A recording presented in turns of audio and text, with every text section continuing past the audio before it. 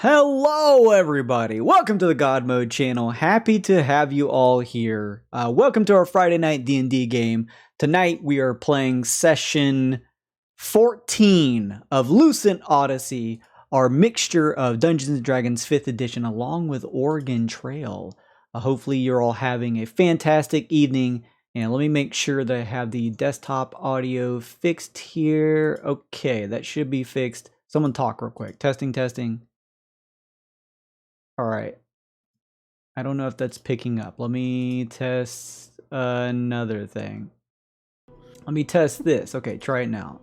Hello. There we go. Okay. Glorious demons have invaded the cathedral. Who else is joining me this fine Friday evening? Hey everybody, it's Luke, and I am playing Elated, who is a Warforged Fey Wanderer Ranger. What's up, guys? My name's Kevin, and I am playing your monk. No, he's a monk. He's not a monk. No. Celestial Druid, and his name is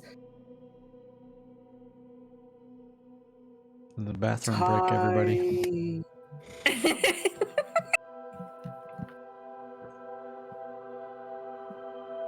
Guys, D&D Beyond is a service you can... We should have Kevin say Tyne and then everyone else introduce themselves and then him do There it is! It's at the end.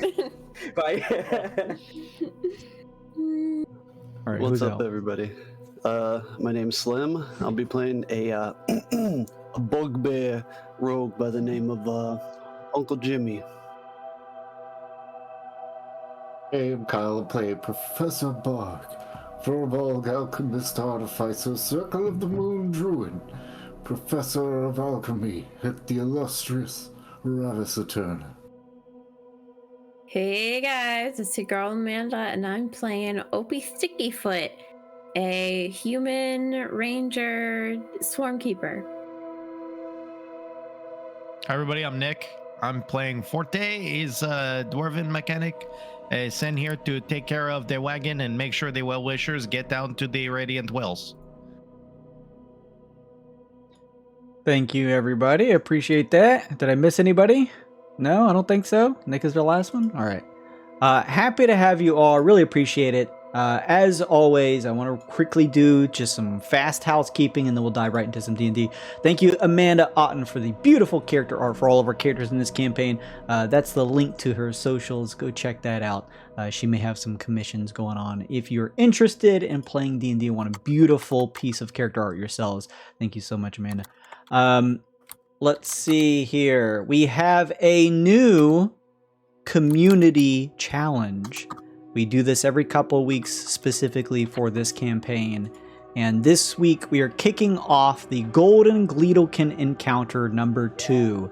This will give the party an opportunity to potentially nab up to 3 Golden Gleedlekins that they have not gathered.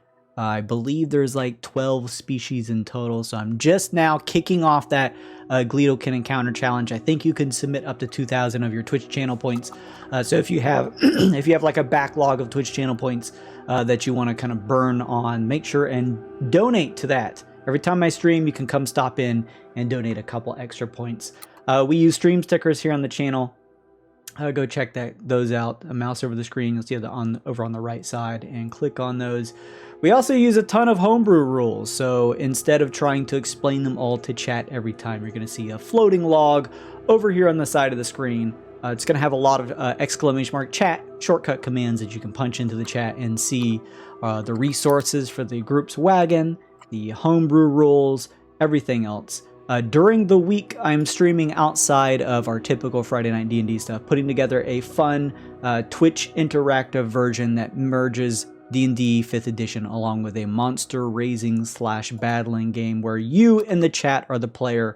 I just wanted to run the intro for that very quickly, and then we'll be done with our announcement. So just check this out. It's 1 minute. It's not long. Just take a look at this. If it interests you, stop by. You can check out my schedule either over on my Twitter or down below. You can always see my schedule, you know, in the about section or the schedule section on the tab here on Twitch. So go check that out really quickly. I'm going to play this really quick, and then we're going to dive into some D&D. The The remote town of Munston bustles with activity. At its outskirts, a massive tower known as Lavendar rises high into the clouds above. This ancient tower is home to strange and unique monsters called Weirdkin. Tamers from all over the world come to this place in an attempt to gather Weirdkin eggs so they can raise them back in town. Where you become the strongest tamer in the land? Weirdkin Secrets of Lavendar is a Twitch interactive experience that mixes the basics of Dungeons and Dragons combat along with the rock, paper, scissors elements from many monster battling games. In Weirdkin, everyone in chat can become a tamer, tasked with raising your very own unique Weirdkin. You'll explore Lavendar, fighting other wild Weirdkin to strengthen your own. Watch as they transform into more powerful versions. Even fight against your friends in PvP matches. Munston needs new tamers. Will you heed its call?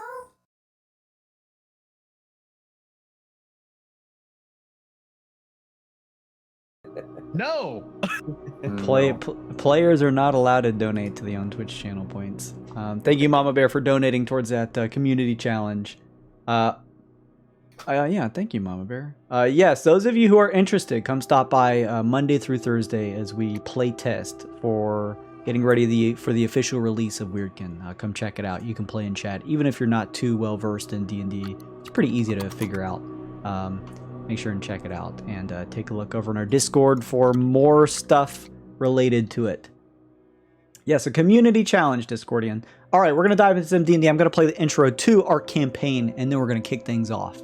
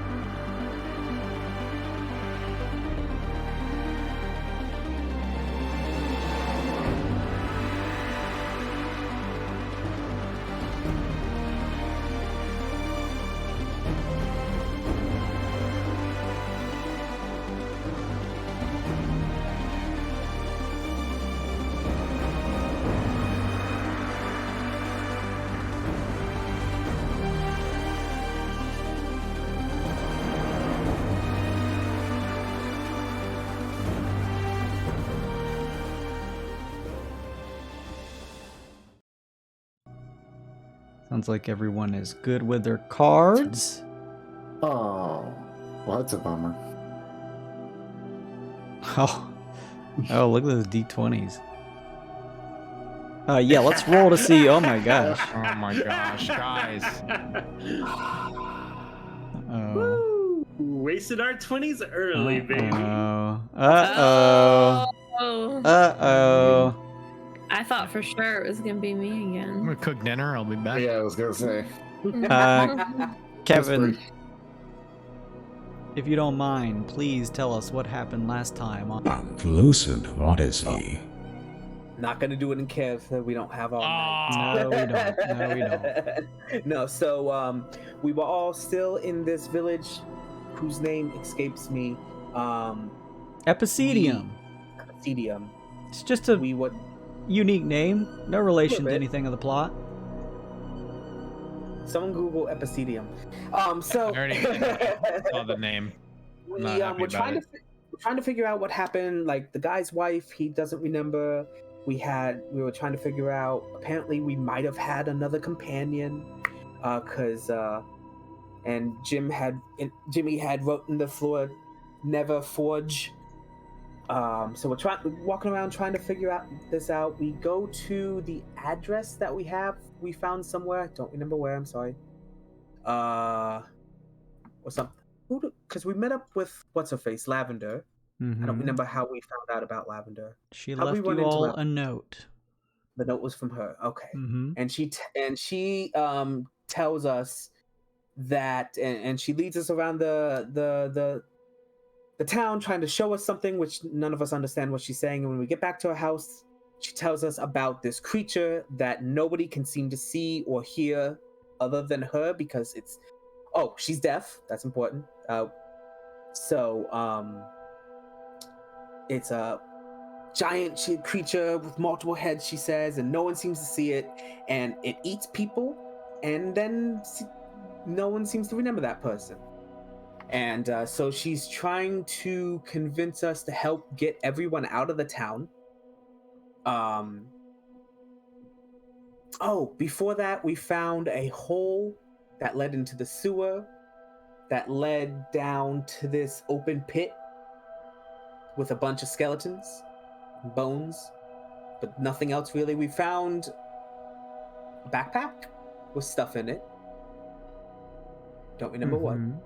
It was our party member that we That's had right. forgotten because the Hydra ate him. I don't know why you don't remember. Bay's been playing with us the entire time. Yeah. So we found out, we tested out a theory that she could see it because she was deaf. We went and got beeswax to put in, and let's see, Professor Bark and Jim tested it. Uncle Jimmy, I believe. Lincoln and Professor Bark. Okay. Lincoln and Professor Bark. They put it in. Lincoln put it in his ear holes, and and so we went to the town center where it should be, and there it was. They saw it. They were doing their best not to get noticed by it. So we all ended up just kind of retreating because we didn't want to jump into anything at that point. From there, we retreated back to Lavender's house, and we were deciding on a way to go, and it seems like we were coming to the decision of we have to try to defeat this thing because it would be too hard to get everyone out of the village, to get everyone to believe us that this thing exists, because no one can see it or remember it. I think that's it. It's a pretty good recap. Thank you. I appreciate that. Yeah. I believe you all left off in the midst of Lavender's house at the... It's in the residential district, but slightly more outside of the center point, the focal point of the town, or the plaza, where lots of trading travelers coming in, lots of produce and commerce happening.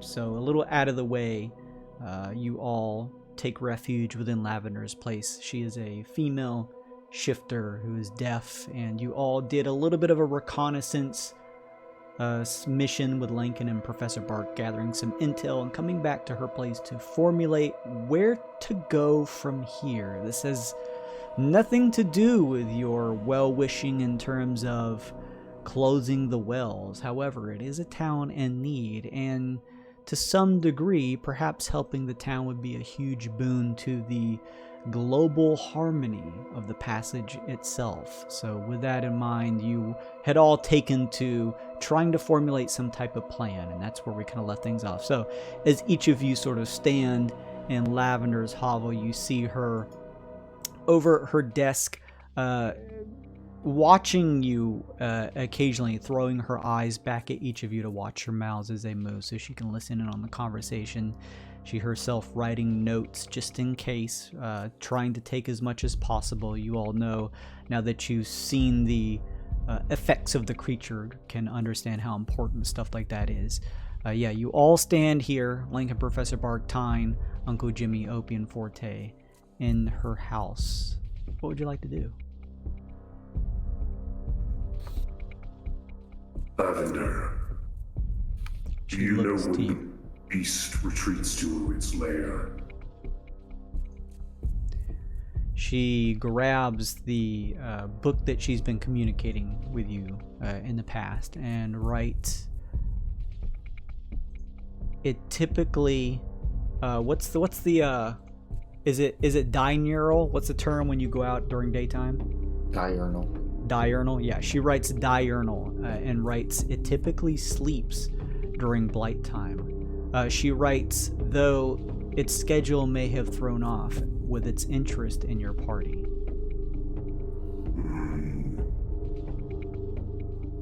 We will have to wait until it loses interest.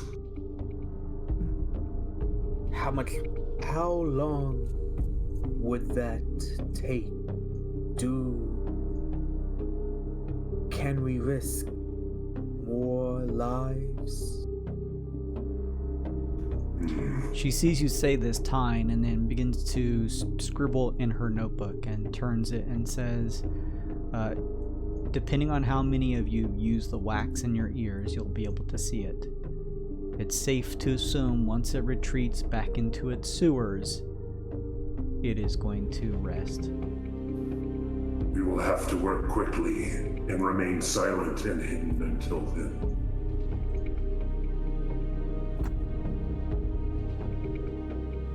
There is a mining shop in the city. Perhaps we could get explosive material there. What time is it now, Jason? I think it's still you accomplished a fair number of things yesterday, but I still think it's pretty like early day. Let me just zoom out on the main map. I was kind of tracking that. It's probably about, at this point, you can go ahead and mark off another harmonic flux. It's about 3 light times, so still plenty of daytime hours. If you needed to get up to some other stuff as you prep and prepare, if that's your plan. I do know that we're gonna need the mine stuff. Yeah. Yeah. Figure out a way to trap it. So, do you guys wanna go there first? Yeah. Might as well. Before we do that, Opie's gonna ask Lavender, when it takes people, does it try to take them when they're alone, or does it just take people even in groups? Like, what if it takes one of us and then we don't even know? We forget about it. She writes, it's already happened to you once. That's right, because we lost one of our partners. Bailey! She writes in her notebook and turns and says, I've never seen it in person, but I have to imagine it does not care who sees it and when it takes a victim, because ultimately they'll always forget. She begins to write again, and she turns and says, even those that notice things out of place, a missing family member, a strange house that they had always visited previously and don't remember anymore, something about the song of the creature, she writes. I've noticed it when conversing with the townsfolk. Those affected by the creature seem to fill the gaps in their mind with plausible lies, falsehoods that seem to make sense to their minds. She thinks for a second and writes, that's probably why the locksmith assumed that the note you showed him was an imposter instead of his own handwriting. I should stay here, just in case. The creature may suspect me. Yes. I think I will stay too. We can get the supplies needed. She thinks for a second and writes and turns the book back and says, I've never studied it for that long, nor caught its attention. It certainly seemed curious in you, but seemed reserved, as though it didn't want to, even though, she stops for a second and writes, even though people forget about it. It seemed somewhat reserved from trying to cause a commotion in an area with so many people. It likely wants to keep itself as hidden as possible to continue consuming the town. Do you think it would be to our advantage to maybe catch it in the middle of town like we did last time? I mean, I don't want to hurt anybody else, but, you know, if 1 or 2 people had to maybe get in the way to help give us a chance to take it down easier, I mean, as opposed to it just eating this entire town. She writes really quickly, what is your plan currently? Explain the plan. We're gonna wait for it to go into its lair, We're gonna line the entrance to the tunnel with explosives. We're gonna either try to lead it out and detonate while it's under the thing, so at least we can get it maybe like trapped under some rubble or something, and then attack it. I think if we attack it in public, people are gonna see us fighting and just think we're crazy, and then people might attack us. Yeah, and we also don't. I mean, at that point, we don't have any explosives to use. Yeah, sure. It's just fighting it normally. Yeah, it's massive. Like, even on accident, it's gonna kill a bunch of people. She thinks for a second and writes, "It could be possible to clear out a section of town," and then writes, "Ultimately, I'm not really sure what the best option is. Again, I do not want you all to fight it. I simply wanted to find some way to get the townspeople to realize what is here and hopefully evacuate." She writes, "The thing you have to remember about this thing, and the thing I've noticed over my month or so here, every time it consumes, it gets smarter. At this point, I'm not sure how smart it is." I believe we are smarter. I'd rather not risk innocence. Yeah, Chances of us. Yeah, I mean, me neither, but just getting it out there in case, things go sideways, it catches us out in the open. Just pretend like you don't see it. Lavender, have you already tried to convince people? She grabs her other book that seems to be sort of like a journal, if you will, flips back a couple pages and holds it up to you, and you see you got a +1 for Parallel Night, man. Thank you. You see that you now see, she's mentioned this to you before, but you see that in her diary that she is mentioning the same thing you have all come to realize, that this thing has some form of making you forget you've seen it. It sings and you forget, and once it consumes, you forget about those people. And she's writing about how she has convinced the town guard there is something happening about the missing people. She's showed them drawings. She showed them as much as possible, enough to actually get their attention so that they'll help. And in her diary, that's when it mentioned that her and a few of the local adventurers, 3 or 4 of them, collectively came together, and that's where the hole at the edge of town came from. It's not a construction site. They built it to get down and take the thing down. And then she actually actively begins writing. They were all taken, and I don't remember anything about the actual encounter itself, only that I'm still here. Oh, you had to do so much just to convince the guards. I just don't know what we could do to convince the whole town. Yeah, Lincoln thinks that maybe we could convince some people, but it's not going to be a meaningful amount. I was thinking, like, as we go to fight this thing, she could, like, be implementing some kind of plan to try to convince the town people, but, like, I can't even think of anything. Yeah, she's deaf anyway, so it would be really hard for her to communicate with everyone. She points at your ears and then writes the wax. They could see it with the wax. Well, yeah, but I mean, like, how are we going to convince people to put wax in there? Like, that's fucking weird. Mass suggestion. Yeah, I have charm person. I could charm 3 people into doing it. I don't know. I think we should still fight it. Can anybody prepare silence? I have it prepared. Oh. Well, that's pretty much what we're looking for. But how big of a radius is silence? Like 20-foot radius. Yeah, it's 20 It foot. is, Pretty big. yeah.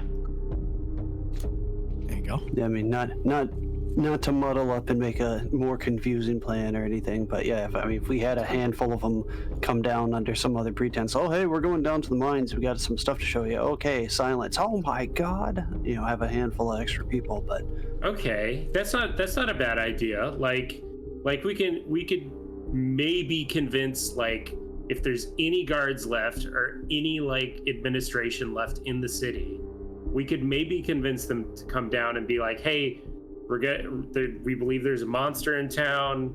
We can show you, but you have to come with us. And when you see the monster, you have to like get as many people out as you can. While we distracted. Yeah.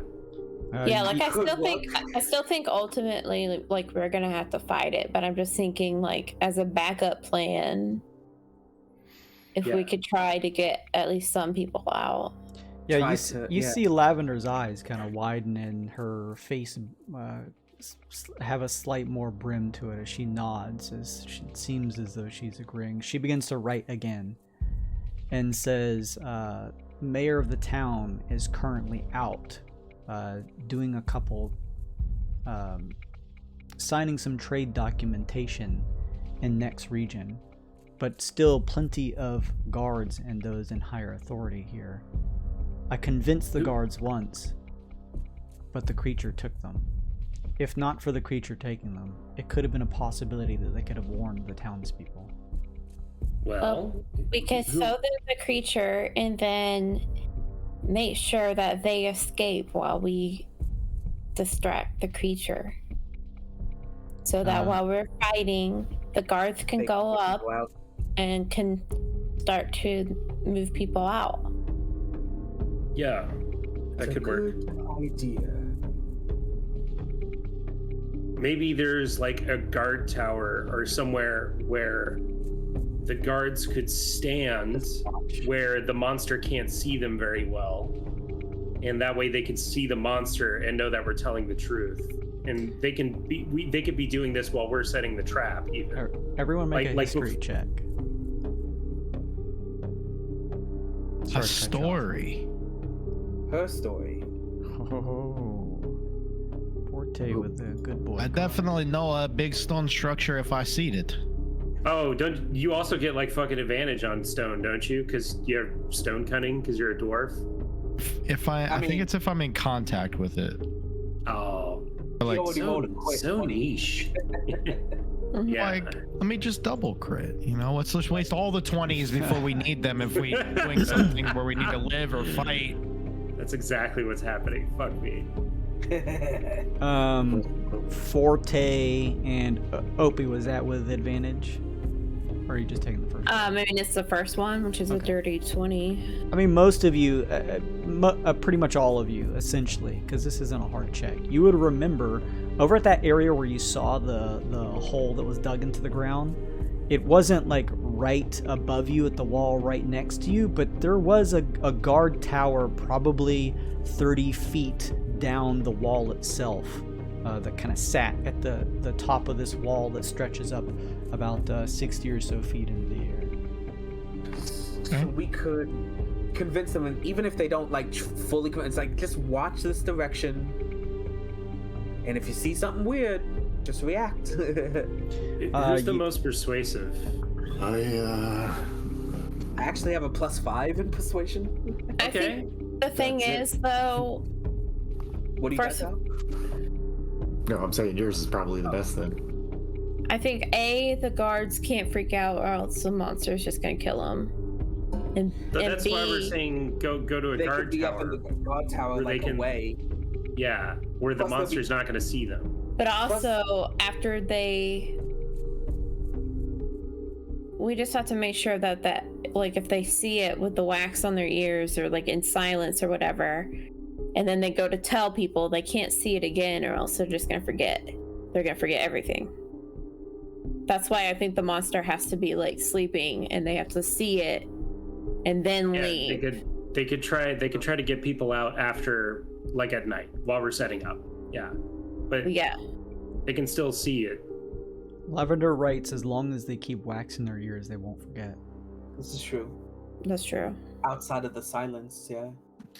So maybe we do wax first. or that's still hard to convince. Start them into silence. This is getting really confusing and convoluted. Can we do like one thing first, like go get the mining equipment, and then you guys could try the guards? Yeah. Let's get the bombs. Explosives and fuse. Lavender, if we go to get the bombs, maybe you can start trying to round up the guards. You did it once. She nods. Okay. Be careful. We'll be here. Should we, those of us going to the mining, should we earwax up first to keep an eye out, or does it matter? Perhaps one of you should at least wax up, as you said. Get away. I would think if I need to cast silence. Well, we're not trying to fight it yet. We're just going, just to keep an eye out. Right. Uncle Jimmy?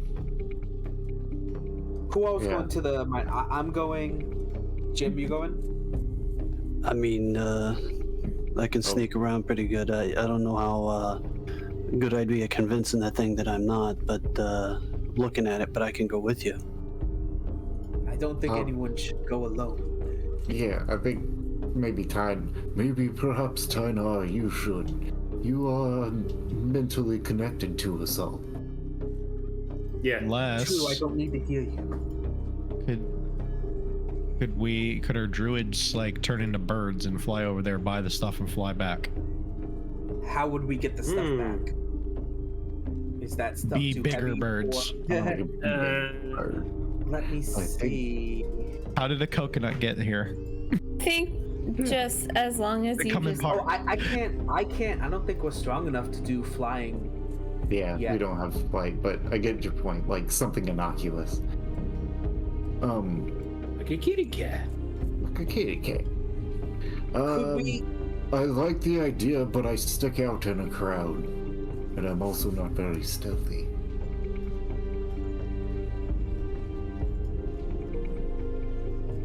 As far as we know, Lavender, it's only me and Lincoln that have drawn its attention.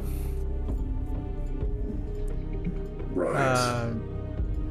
She nods and writes, as far as it's letting on, it seems to have noticed mostly Lincoln, she writes, but I think it suspects me at this point.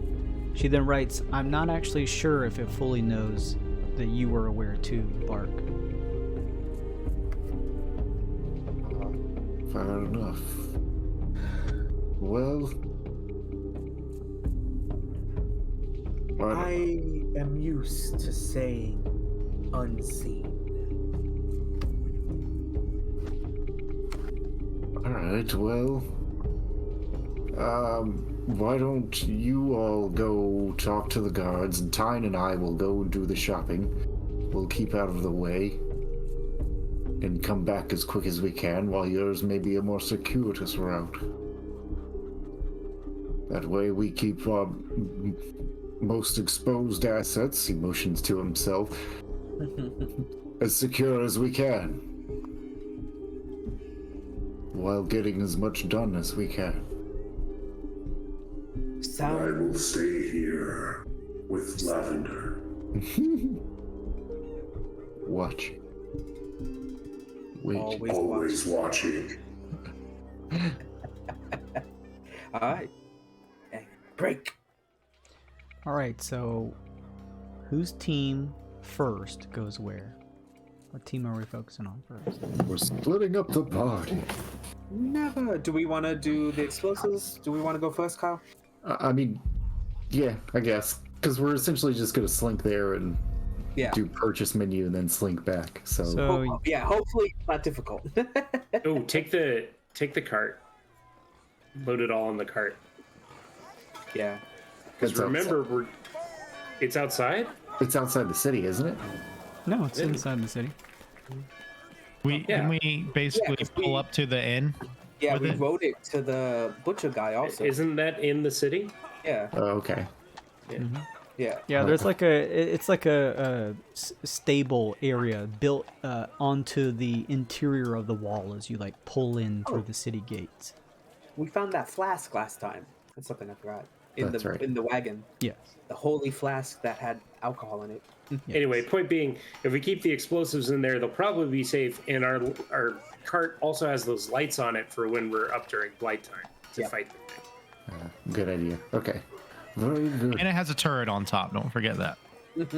Also true. Shooty, boom, boom. Well then, shall we, my friend? What do you fancy? Cats? Parrots? Shouldn't one of us stay to guide the cart? Well, we gotta get there first.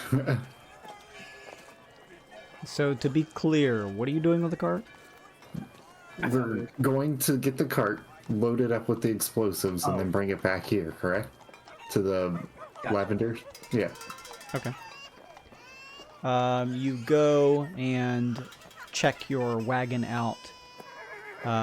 Many of the nearby stable masters telling you, we weren't sure what to feed it, but here, and your large plant-like creature begins to slowly pull the wagon out of the stables as you begin to move through the city streets. It draws some eyes, but most of the townsfolk here, there's like business. There's plenty of people on horseback riding through the city streets, and yeah, the occasional, maybe not as large and as fancy as yours, but the smaller wagons moving through the streets. So it's not completely out of the realm of what most people typically see. There's a couple stalls that probably are actually pulled by donkey or mule, and taking the wagon, you tie and embark are able to move back into the busy section of the town plaza and find yourselves over to a shop that seems to hold like mining gear and stuff like that inside. As you walk inside, there's a little bit of a mustiness in the air, and there is a human male who's kind of wiping his brow, his face and hands somewhat smeared in what looks like maybe a little bit of soot or something, and he's kind of wiping himself off. He says, welcome, welcome, what can I do for you? Yes, we're looking for explosives. Oh, well, that's a conversation starter. Well, I'm assuming this is mining purposes? Correct. Conversation ender, too. We are closing off an old defunct mine shaft. We need enough charge to collapse a tunnel. All right, well, I mean, most folk coming through here dealing with explosives deals in the sticks, he says, as he pulls out like a single dynamite stick from behind the counter and sticks it on. How many are you looking to buy? How much would you recommend for closing about how large would you say, Professor? I believe it would be about 30 meters wide by about 30 meters high. Maybe halves. I don't remember exactly. In that area. My character does, but I don't. He scratches his chin and first says, well, it's 10 gold pieces a stick.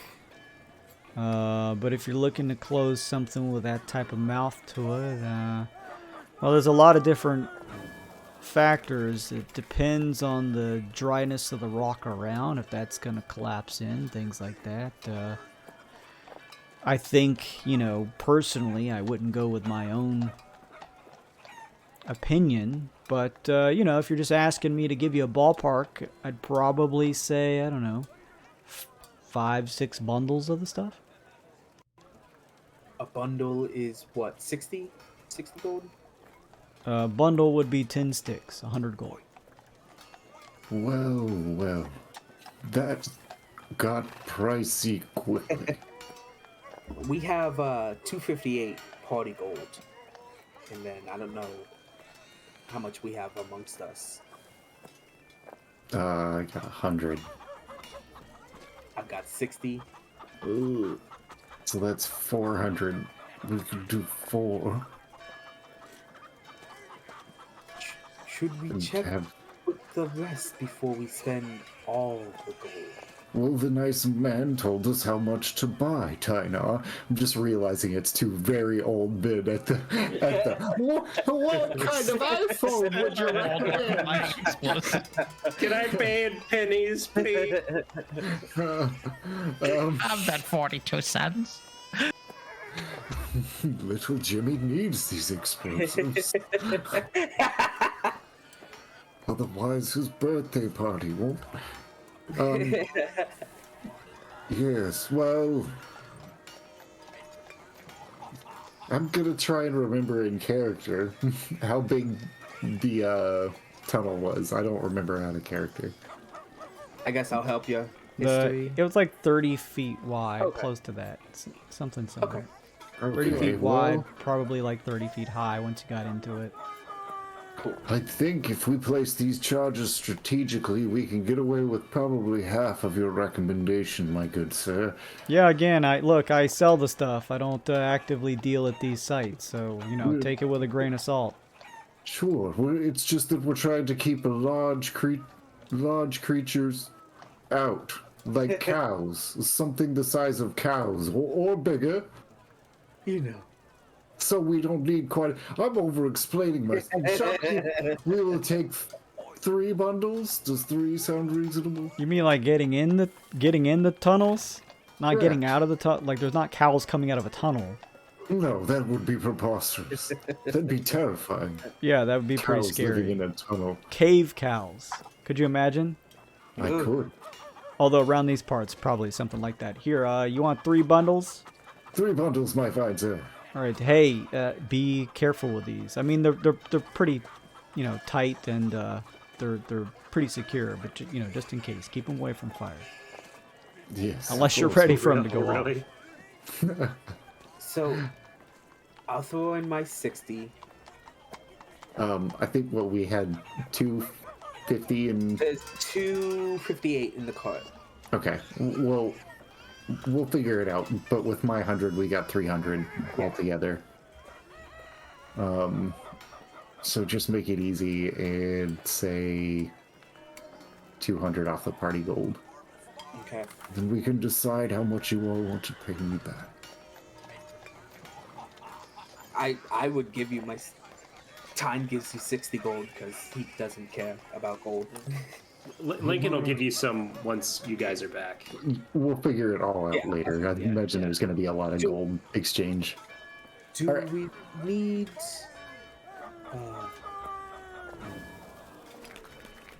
This comes with. fuse? Yes, this comes with blasting caps, right? I'd hate to get this home and have to come back for blasting caps. Are we good to set this dynamite off as it is? We don't need any upsells on this. You notice like they have plungers and things available, but otherwise it looks like there's enough of the twine of the actual ends kind of running out. And now that he's gathered it for you in bundles, he's actually specifically tied, the tin sticks not only together, but also the fuses. He's wrapped them around in a small ball, so it's easy to light and would set them all off at once for you. So it looks like, you'd probably be able to light it, and from the length of the wick going to the actual stick of the dynamite itself, it would probably give you like a good 15 or so, 20 seconds before they went off. Excellent. That's enough. I think we should be all right. And I'm also gonna buy 1 spare stick. I have a little boy who would enjoy this. Sure, he says with a slight Everyone bit would, of compared to me. It's not a weird thing to say. apprehensive It's nature. pretty weird. It is. Hands you 1 additional dynamite piece. Luke, you got a +1. Nice. Nice. Thank you. Good sir. Of course. Good luck with keeping those cave cows out of there. Oh, thank you. No cave cow escapes us. I mean, He falls into a dangerous open mine, is what he meant to say. Goodbye, sir. And you grab your things and have what you need. Wild Bark and Tyne are doing this. Group B, what are you doing?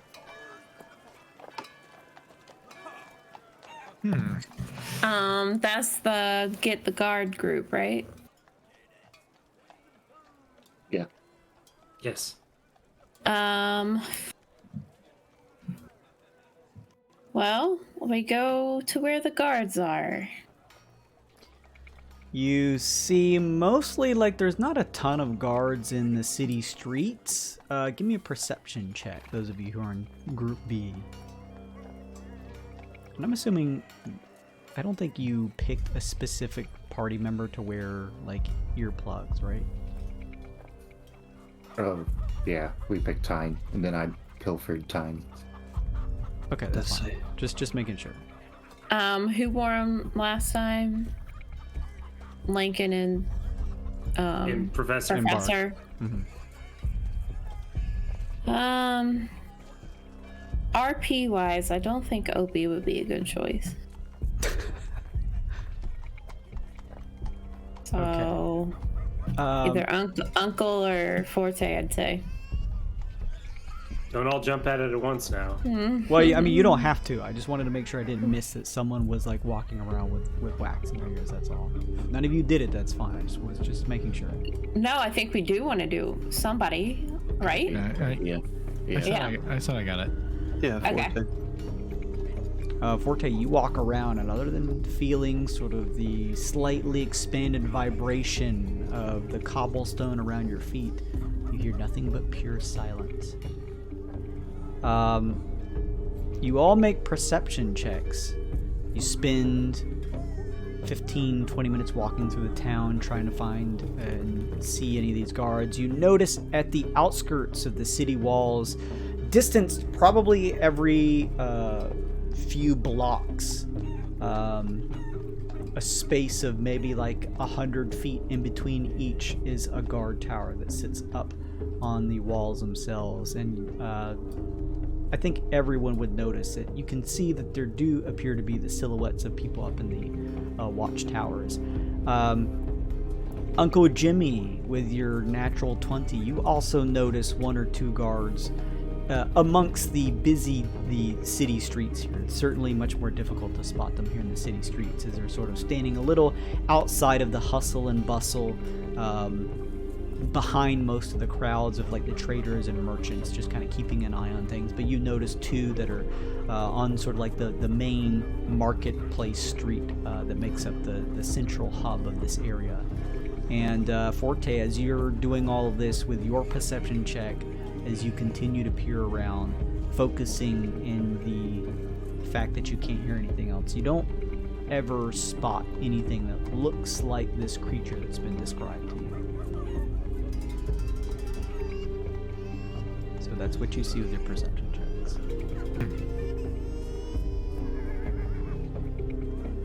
Okay. We continue forward. Are you going? So where are you going? Going to the guards in the streets? Yeah. Okay. So you go pushing through the crowds as Uncle Jimmy kind of spots them out of the periphery of his vision, pushing through some of the mixture of people and folks like that. You come up to one of the city guards who is sort of like adorned in you know, something more akin to you all, a little bit of slightly thicker breastplate and stuff like that, so that, you know, if anything happens, if there's a scrabble, they can deal with it. You notice sort of like a pike in their hands at the ready, and they're wearing like a metal helmet, and are just kind of, that just sits on the top of their heads as they're just sort of peering around, just occasionally watching as you catch up. And Jimmy, Opie, and Forte, you walk up to the guard. He looks and says, "Hail, citizens. You need help with direction?" Was that to me or Forte? Hey, come on, guys. Just the group can't- as a total. I can't hear anything, so I'm just following you guys. Oh yeah, that's true. Hi, mister. We saw a monster. Oh, you did. Perfect for a child to say to a police officer. I saw a monster on the other side of the street. You watch as the town guard, Uncle Jimmy, you and Forte both see this. The town guard, like, still holding his pike, like, drops down and bends his knees towards Opie and says, "Oh, and where was this monster, young one?" What she means to say is, we were talking to a kind of traveling around here doing some quests on the quest board and such, and we ran across kind of a big problem, a big monster in town, and we know its location. We were looking if we could get a hand to, remove it. Hearing you say this, Uncle Jimmy, he kind of smiles back at you, Opie, and stands straight back up and says, "Okay, don't usually displace the town guard for something like this, but maybe I could see what we could do, potentially. What town was this monster located in?" It was kind of on the outskirts around here. We've gotten a lead here, and it's I'm not saying it's too much. Yes. What was this monster? It's kind of hard to swallow. Look, if you want to come back and talk with our group, we could give you a little more. I don't want to really talk about the stuff out here. I mean, being truthful and honest here, sir. I just I don't want to scare anybody catching wind of this. It's kind of a big problem, and we just would really appreciate your help. Make a persuasion check at disadvantage. Jimmy would like to know that he's got a lot writing on this and scratch his head and pray for a fortuitous circumstance from his good boy card. Hey, now that's a good boy card. Get this good boy card. I will let you use this fortuitous circumstance. The only thing, and it may be difficult, and I'll let you think about it, the only thing is for this to come into play, you have to tell me what the fortuitous circumstance is. Be careful, maybe it's like Wish. He's tricking you. How many guards are there? Just the one. You notice there was probably another one down the street, probably 50 or so feet. The other one walking down the road happened to run into an old colleague of mine. I kind of happened to know him through a guy from a cousin, my best friend's, lives around the block, so to speak. Are you saying that you have like a connection to this guard? Yeah. Through some means. I mean, I'd like to say it would be through a little underhanded, since he's a bit of a thief, so to speak. You all see the other town guard sort of like walking nonchalantly through the city streets, pushing through the townsfolk, and is kind of coming your way, and steps up to the town guard you're all speaking with, and nods to you all with a smile, and leans in and kind of just slightly brushes the shoulder of the other town guard and says, "It's been pretty quiet. Come on, let's just go check it out." The town guard you're all speaking to looks you on and says, "All right, well, but we got to make this quick. You want to just take a look? What's happening here?" I think if we go up somewhere high, we might be able to see it better. It's not a bad. It's a pretty good thing to say for a kid. I mean, that makes sense. He sees you say this, Opie, and then turns to the adults and says, "We'll do this, but quickly, and if you're lying, this is gonna be some trouble on your hands." If you're lying, I'll fucking kill you.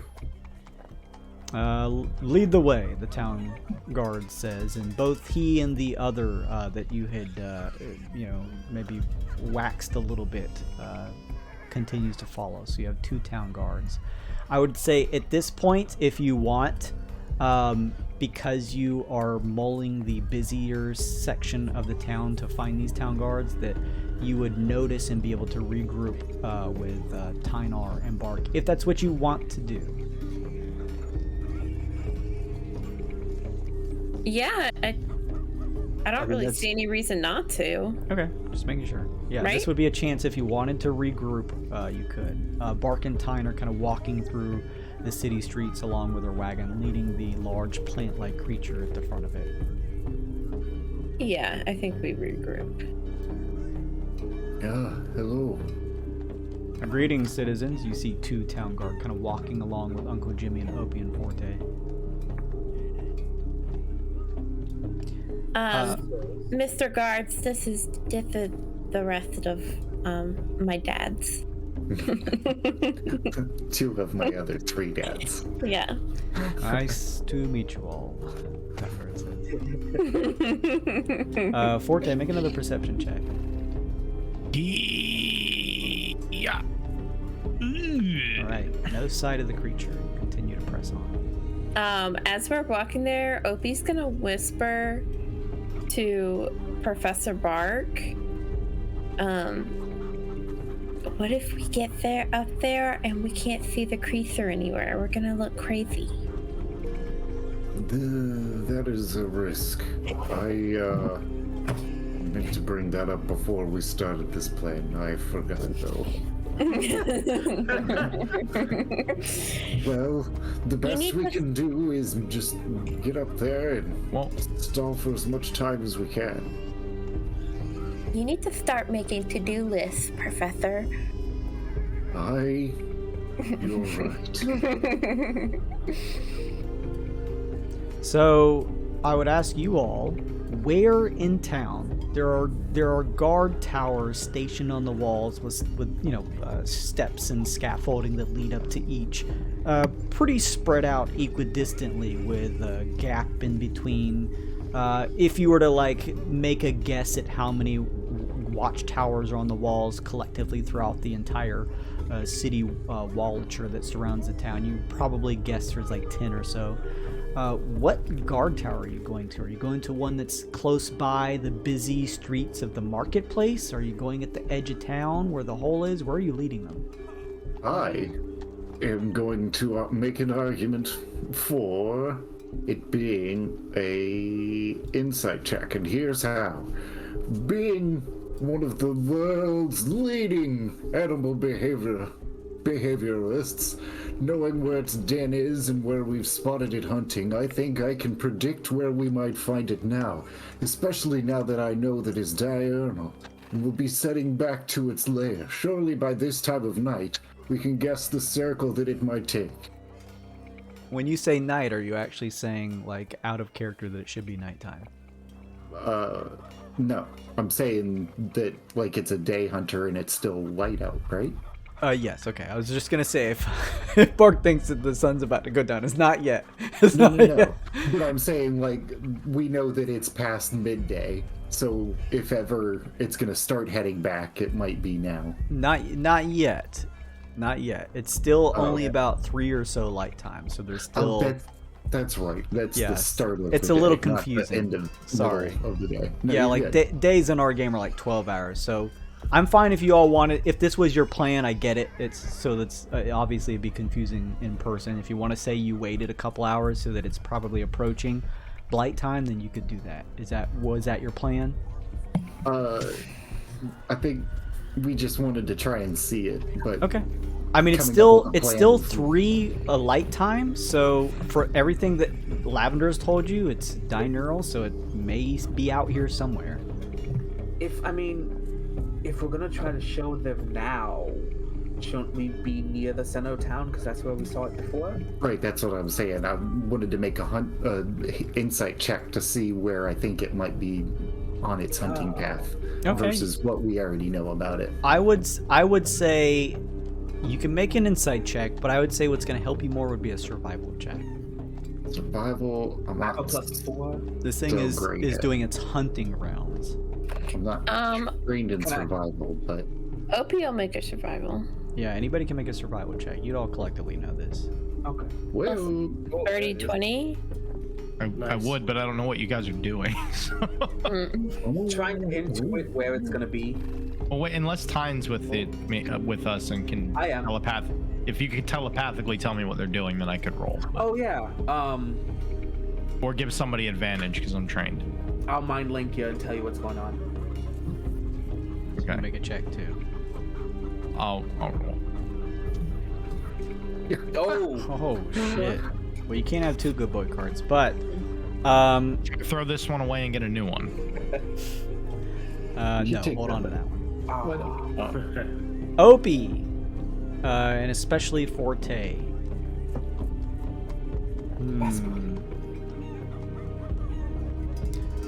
you would gather that at this point, this thing is based on the time of day, based on a hunting pattern of a predator that is able to walk freely amongst the flock of sheep to pick as its meal. It is probably still moving around in a more dense area of the town. It's probably still somewhere here in the focal point of the city, the marketplace area. That's what you would guess with your survival checks. This guard tower that we're going to. Well, that's what we're choosing. We haven't chosen yet. Yeah, there's guard towers near here if you wanted to lead them up to those. Yes. Okay. Well, then with that, I think we just want to go to the guard towers with the best view of like the really populated areas. Okay, that sounds good then. You begin to lead them to one of the nearby walls closest to sort of like the densely packed marketplace, hoping that maybe with some vantage point, even Forte could maybe notice them and then point it out to you all. And you all lead them over, and they hold up a hand and begin to walk up the steps first and then wave for you to follow along with them as they lead you up to one of the guard towers. As you all continue to carry along, Lincoln, you are staying with Lavender, correct? We are playing solitaire. And by that I mean I am playing solitaire. Lavender has been writing in her book. What have you been doing? Just standing ominously in the corner. Lincoln doesn't really mind being in a sedentary state for extended periods of time. Sure. Lavender has been occasionally staring at you, and yeah, I mean, I would too if there was a giant bone marionette. She eventually sort of turns and holds out a book towards you that she's been communicating with you all with, and it says, "What are you?"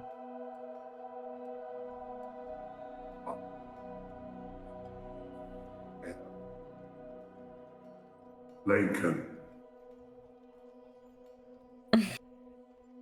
She writes and holds it up again, and it says, "Not many creatures are able to walk around without flesh. Were you created?" Yes, I was created.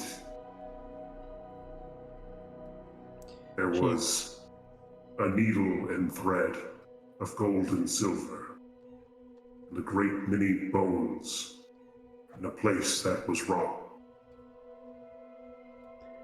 She thinks for a second and writes and holds the book up again, and it says, "What purpose were you made for?" Lincoln is here as a peace offering, as a way to show that the Unsele are not all monsters. She writes down and holds the book up again. It says Fae with a question mark at the end. Lincoln nods affirmatively. She nods as well. And she begins to write and holds the book up again. What did the Unsele do? The Queen of Air and Darkness is not a popular figure amongst the Sele court. But the Unsele are only cruel because it is what is required to survive. Realm of the Unsele is dark and cold and unforgiving, and our queen reflects that. The Sele live in the light with plenty and much bounty. They do not know hardship. She thinks for a second and begins to write, and it says, "Do the Unsele ever covet the light?" It depends. We are all very different. Some covet, some are jealous, some hate it, despise it. It causes me physical pain to be near the Radiant Wells, but it is my job. It is why I was created. She looks at you and nods very slowly and writes, "Thank you for your help with this. If we survive, do you press on further into the passage?" Lincoln cocks his head like he hadn't even considered anything else and just nods yes.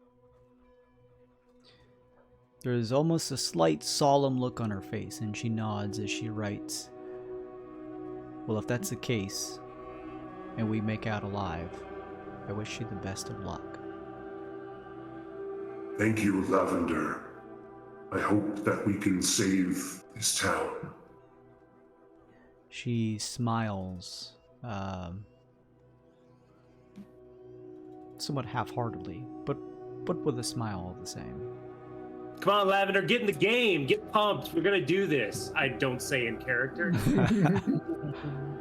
Spit pre-workout in her mouth.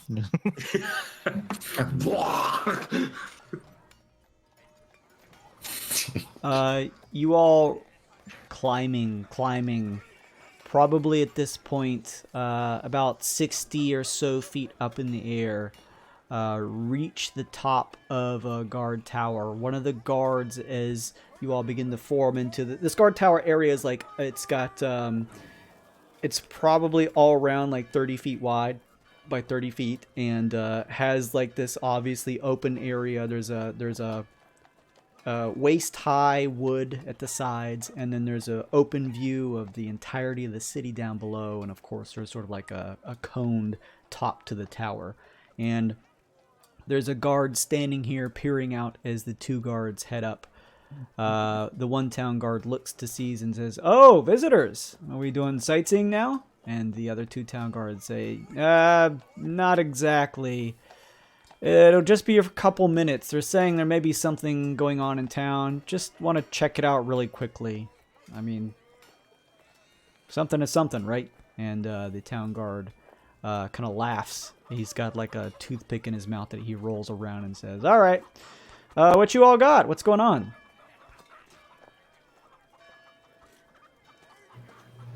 Well, you see, there's a terrible curse that's before. Actually, you guys should talk about it. You know what you told them the first time. Yeah. That's true. Who has Cone of Silence? Forte, right? Forte does. Opie's gonna nudge Forte and do the agreed upon signal to cast silence. On top of us or a specific spot? On top of us. On top of us. Okay. I can tell him also. So we have the mind link. Oh, yeah. Forte, you cast silence here, centered on the guard tower? Yes. Before he does that, I guess we probably should explain. Yeah. Guards immediately kill me for being aggressive. But they're still gonna freak out either way. Well, just explain to them why we need to do what we're doing. It will be fine, young one. So you can only see this monster if you can't hear it. If that makes any sense. It doesn't make any sense.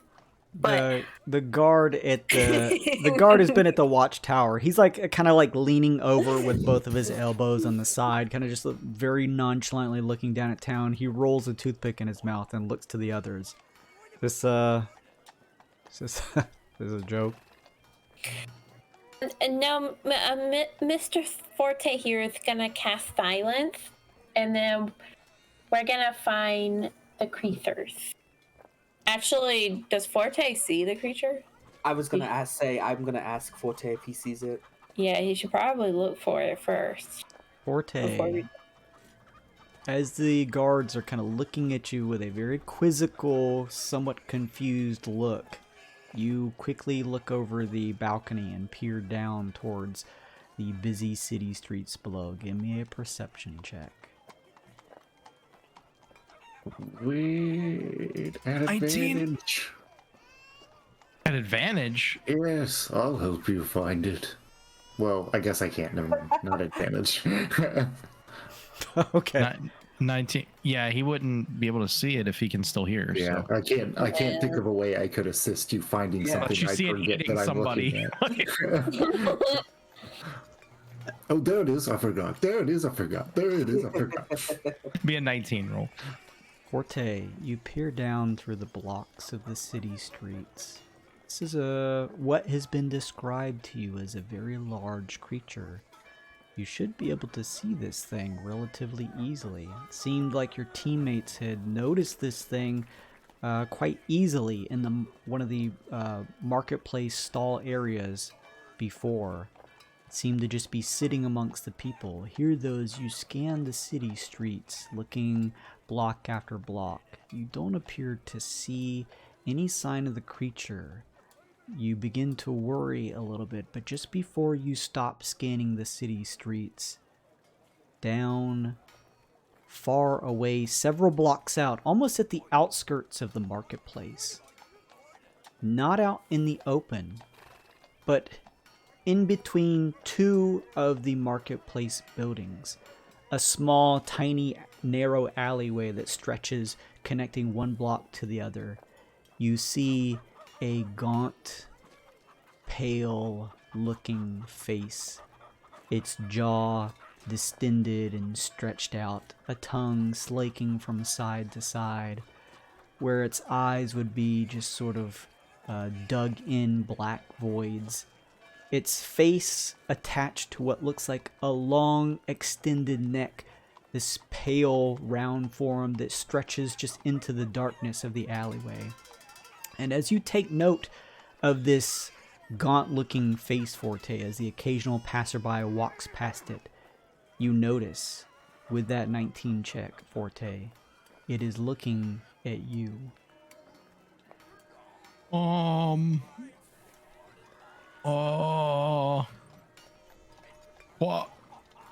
Quiet, please. I put my pain. Yeah, I already did that though. I would at that point say quiet, please, and cast silence immediately, pointing exactly where I see it. You cast silence. Everywhere around each of you here up in the guard tower, the sound completely cuts out. The guards sort of look to one another and begin to try to speak at one another, and notice as they kind of hold their hands up to their mouths that they can't speak. And then they point to each of you as if accusing that you've done this spell. We all just gesture wildly to where we all see it now. This is a bad idea. They look to your pointing finger, Forte, and then down into the crowds. Give me a...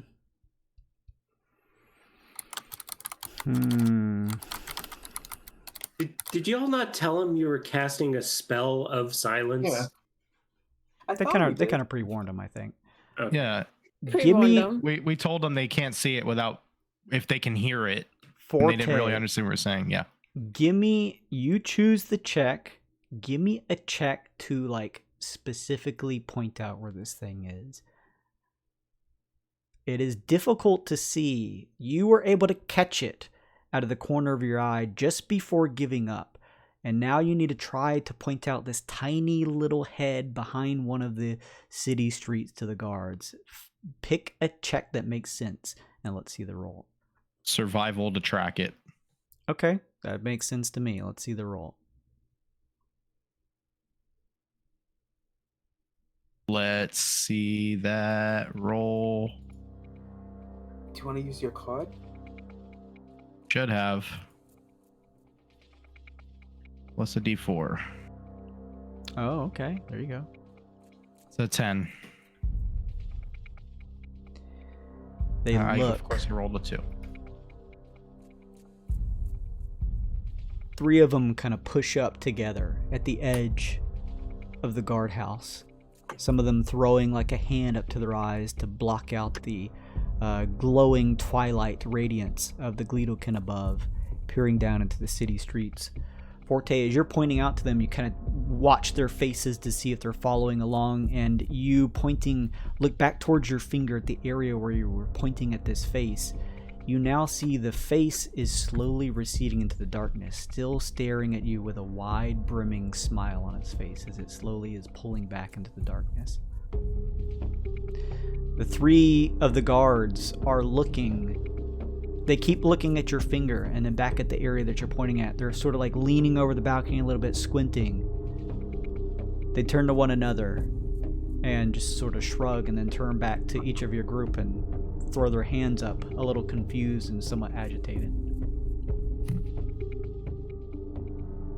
Wait, so they didn't see it? Doesn't seem like it. The silence is still up? I would telepathically... It's up for 10 minutes. I would probably ask you to drop it at this point, because it doesn't seem like it would work. Okay, I'll drop it.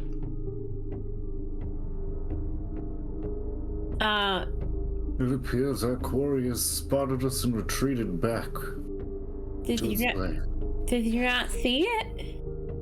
What is this thing? What are you talking about? Is this a joke? It was right down there. Did you not see it? See what? It's a marketplace full of townspeople. Is this a thief? A robber? No, it's a monster. We told you that. Well, what does this thing even appear as? What does it look like? We see nothing but just normal townsfolk down there. From what I understand, you'll know what it looks like. That seems incredibly ominously vague. What are you all doing wasting our time? We're trying to save the city. From what? It's been inhabited by a monster we don't have a name for. By a monster you can't explain, that has no name, that no one can see? Come on. Opie's gonna hold up his book where he sketched the monster. Yes, child. That is a very scary drawing that I'm sure your mother or father drew for you to scare you in the evenings. Come on, folks. Get out of here. What are you doing here? I have 2 moms. I don't have a father. Yes, you're okay. Whatever. Get out of here. I have 2 moms and I have 5 dads. I think you've all wasted enough of our time. I think it's time that you descend and get out of here. Oh my god. Very well. Let us go. Son. Okay, father. That didn't work. Oh man. They begin to talk amongst one another, and one of them sort of like quickly, not pushing you or anything, but like quickly holding a hand up, just sort of has you descend back down the stairs, and about probably like 2 stories up, just watches you descend the rest of the way and looks and says, "Don't cause any other trouble and don't waste our times again. If there's real danger, we need to know. Otherwise, let us do our job. Everything's fine here." Okay, well, we gave it the good old college try. Actually, before we go, What? you there, if you could both answer at the same time. The hole on the edge of town, what is it from? It's just 1 guard with you. I thought there was one in the tower already, and we There brought was, 2 with us. well, there was, yeah, collectively at the top of the tower there were 3. 2 stayed and 1 just sort of was escorting you down the stairs. Okay. Well, that falls apart, which is one of them, so never mind.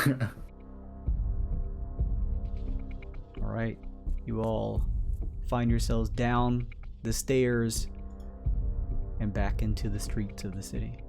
I guess we just go back to Lavender's house.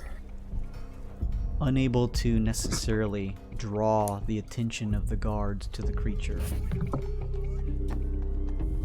you begin to head back, moving through the city streets. And just out of earshot of the guards, I remind everyone, our mission to find explosives, at least, was successful. Well, we knew it was gonna be hard to convince anybody. I feel it was a long shot. You begin to leave the busy city streets, beginning to head into the residential area that is a dividing point of the town. Less people traversing this area, especially as it's daytime. Most of the folks likely at this point have left their homes over here in this section of the town to man their shops and things like that over here. So much less people walking through. Forte, as you're walking along with, please give me one more perception check. It's a 10. You see nothing. You continue along, everything in silence for you with the wax still in your ears, I'm assuming? Yes. Okay. And collectively, you all find yourselves back at Lavender's. You give a rap on the door, and you watch as like Lavender looks over to you, Lincoln, who's probably standing in the corner closer to the door and is able to undo the locks and let everyone else in. How was your journey? It was terrible. They didn't believe us. As I expected. We And got the explosives? Secured and packed away. Ah, which reminds me, Jimmy, I bought you this. And he hands you a single stick of dynamite. Oh, for real? Yes. Yeah, this is like the nicest thing anybody's ever done for me. Hey, I appreciate this. Something tells me you like Big Boom. Oh yeah, but that thing's got, you said it got a lot of heads. It's gonna be eating one of these, I promise. Lavender writes down, so the guards didn't see it? Did you notice it? It was there, but then it went and hid, and I guess the guards didn't see it in time. But then they thought we were crazy. They made fun of my drawing. She thinks and writes down, it hid from you? Yes, it seems to have been aware of our presence this time.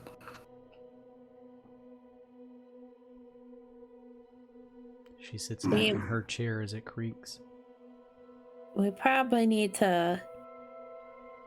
What time is it at this point, Jason? Probably about 4 light time. Not many, if you guys still have plenty of daytime to play around with if you want. This is my fault. It suspects our whole group now, because I was unable to fool it. It makes no difference now. It is, as Lavender said, smarter. It Lavender probably knew we were going for help. Well, hopefully, if we go at it this blight, it won't expect us. Perhaps.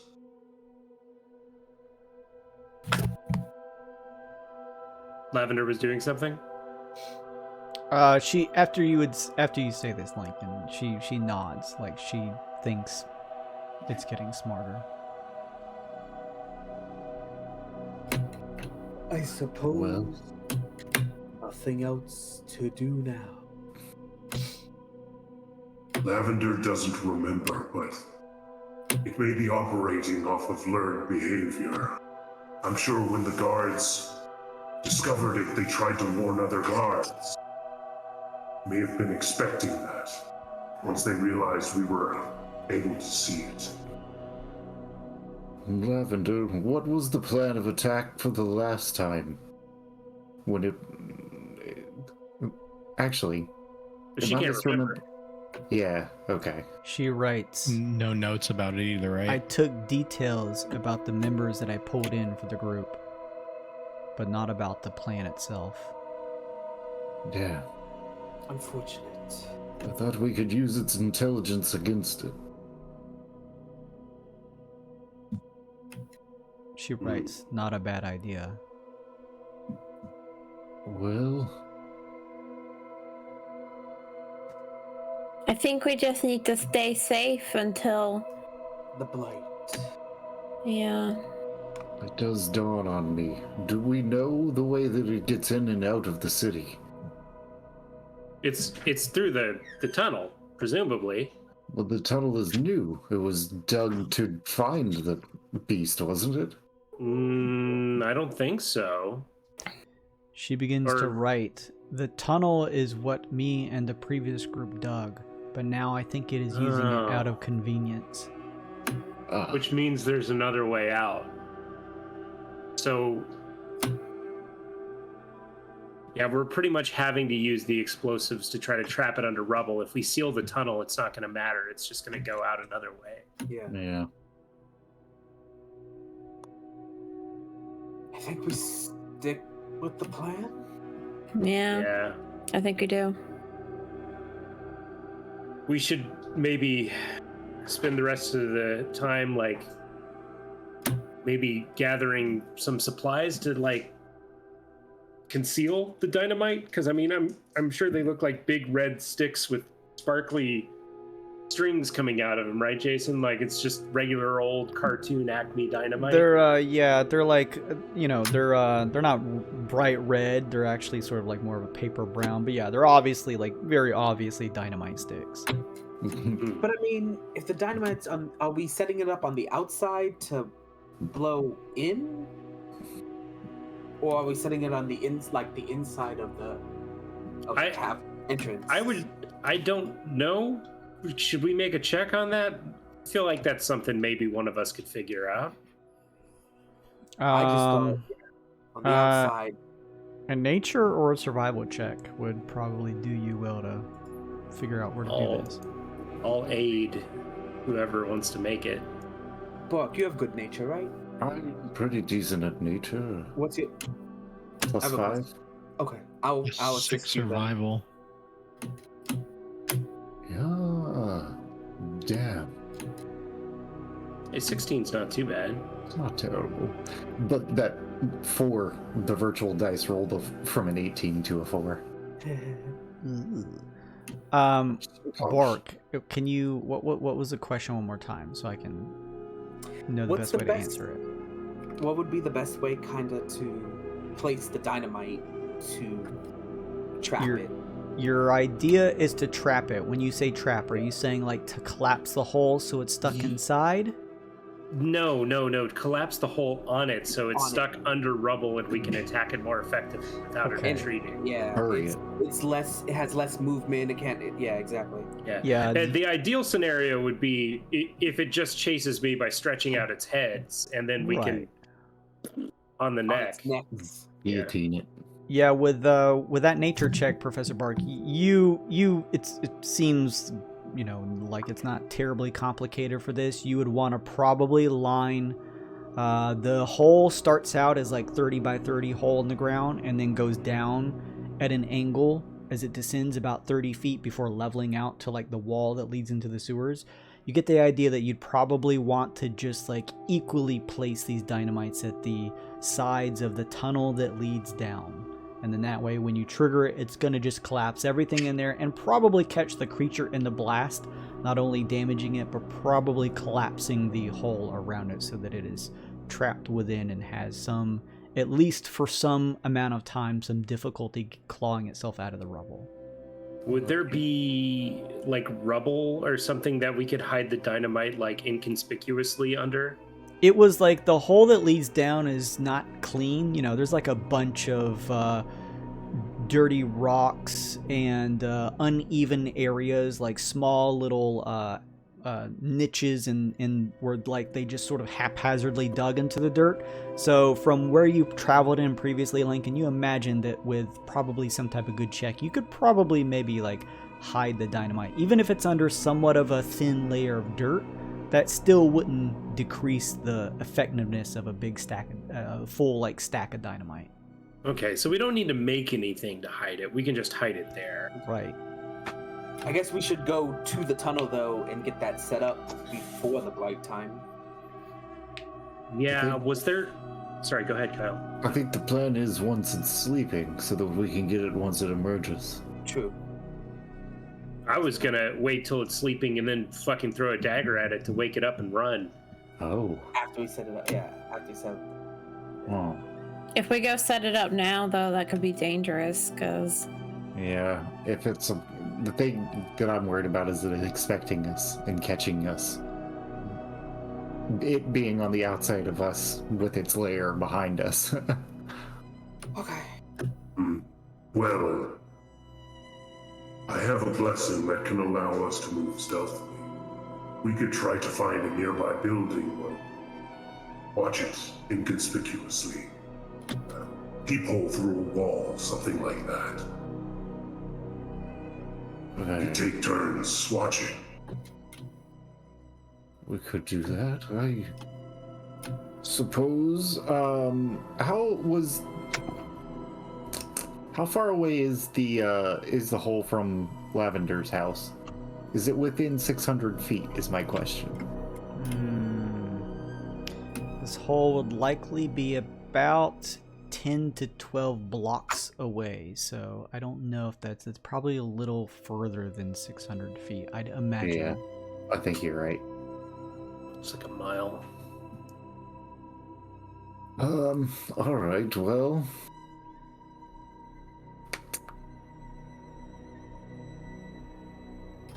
Yes, yeah. Are the explosives, we can carry them easily, right?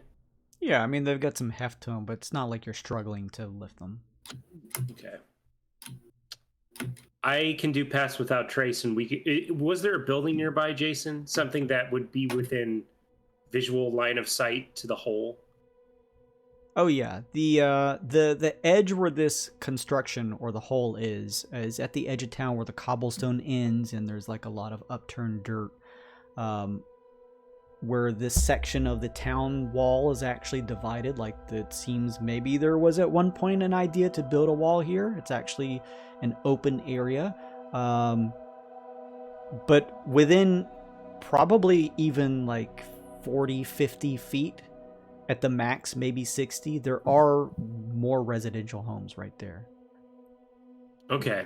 It's like the cobblestone road runs through the residential area. It gives way to sort of the dirt and grass of this open field here. And then right outside of that, probably 20 feet is the hole. Do we remember any that look unoccupied or derelict? Several of them appeared to be unoccupied, from what you can tell. Yeah, he's probably been snacking on people around there. Ride stop. Yeah, arm's length. Okay, I could do pass without trace if you guys think we can like kind of smuggle the explosives through the city, like kind of move stealthily. We'd miss out on using our cart, but we might be able to get the drop on them by like moving towards the mine without it knowing. Yeah, I think I think the earlier we move on that, the better the idea is. So Bark will support that. It's going to be out hunting now. We might as well go for it. I think we should all wear wax. Yeah. I think so too. I think this is we got to talk out the plan and then execute on it, because this is it. Because we get there, we're gonna have to like watch it through like a slat in the wall or like a cracked open window, and when we see it go inside, that's when we wait, and then we all go and start putting the dynamite up. Yeah. Okay. All right. Agreed. And then this is it. Radio silence except for Tynar from this point on. Yeah. Who wants it? Lincoln. He's gonna be Yeah, I'm he's bait. gonna be the worm on the end of the line. And then I'll say that I'll need Longstrider to go down in there. Yes, that reminds me. I have to roll potion. Yeah. Oh, plus we still have paper. We can still talk to each other. It's just really slow until the fight starts. True.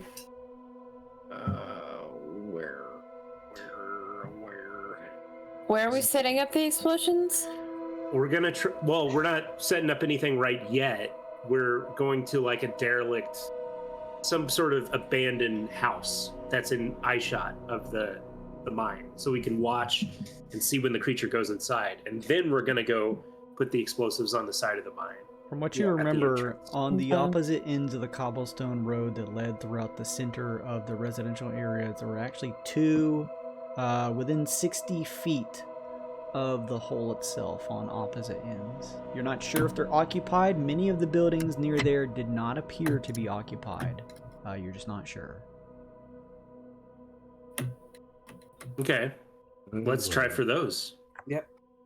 So All are right, you, so- are you heading there right now during light time? Yeah, but I'm Yeah. gonna do pass without trace to make sure. How long does it take? Hold on, who's got disadvantage? Somebody's got disadvantage on stealth. I'm How wearing long- plate. Yeah.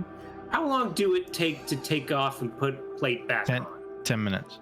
Off Dawn's 10. Strip down, boy. Let's. Hope we don't get ambushed. I will doff my Forge Blessed chainmail and go down to 12 AC. Oh, only. From 19. I know. But when we fight it, you'll have everything on. So the last thing we got to do before we grab the explosives is everybody's got to wax up. Is everybody ready? Everybody wax it up. Everybody wakes it up. Lavender Wax it writes, "What can I do?" Is she actually offering to do stuff? I figured she'd be out by now. I'm not sure she should do too much. Yeah. Though. I think you should escort us as far as you can to the the House? outskirts of the house. town. Never mind. Maybe be our liaison for communicating with any stragglers that are around. But after that, we need you safe. If this happens again, you must warn someone else. Yeah, if it goes sideways and we don't come back, you might want to try to get out of here. This may end up being a sufficient feat for you. I know something you can do. You spend the rest of the evening writing our exacting actions and plans, detailing it as much as you can. For if we die, you will not remember us or the plan. It's a good idea. Lincoln, make a persuasion check at advantage. Okay. I'm okay at this. 17. She considers what each of you told her, and then finally looks to you, Lincoln, and nods. And writes, "Be safe. Don't just end up as writing in my book." And she begins to furiously as quickly as possible, cover the details as much as she can remember, just in case anything happens to you. Lincoln gives her a solemn nod and begins to mumble some words in Sylvan, and this eerie mist kind of creeps into the room, and before you know it, you're all kind of like floating and like imperceptibly walking without sound like Lincoln in it. As I cast Pass Without Trace. Cool. Okay. Nice. So we're gonna try to move like in through the back alleys, like out of big sight lines as best we can, Jason. You all have wax in your ears? Oh yeah, we waxed up. Duh. Yeah, we waxed. You Stealth waxed. first? Everything is completely silent. Here's my other question. Moving with the wagon. Oh no, No, we're gonna pitch wagon. we're taking Unfortunately the not. we're carrying the dynamite. Leaving wagon close by Lavender's home and taking the dynamite with you as you head towards the whole area. This actually might work out for us. It's seen us use the wagon, and it's parked at Lavender's place now, so we might be able to fool it that way. So maybe this will work out. We only need to buy one night. You all begin to move through, as Lincoln mentioned, sort of some of the back alleys, the city streets, the residential area here, much less crowded than the rest, especially during this daytime where most of the folks seemingly are out of their homes and into the busy central point of the marketplace itself. If you're trying to move stealthy, go ahead and give me a stealth check along with that big bonus from Lincoln's Pass Without Trace. And just as a reminder for you, Jason, it also means we can't be tracked except magically. So if it's tracks by like smell or taste or like, I don't know, tremor sense, I guess it can't do that. Gotcha. Unless it's got like magical prey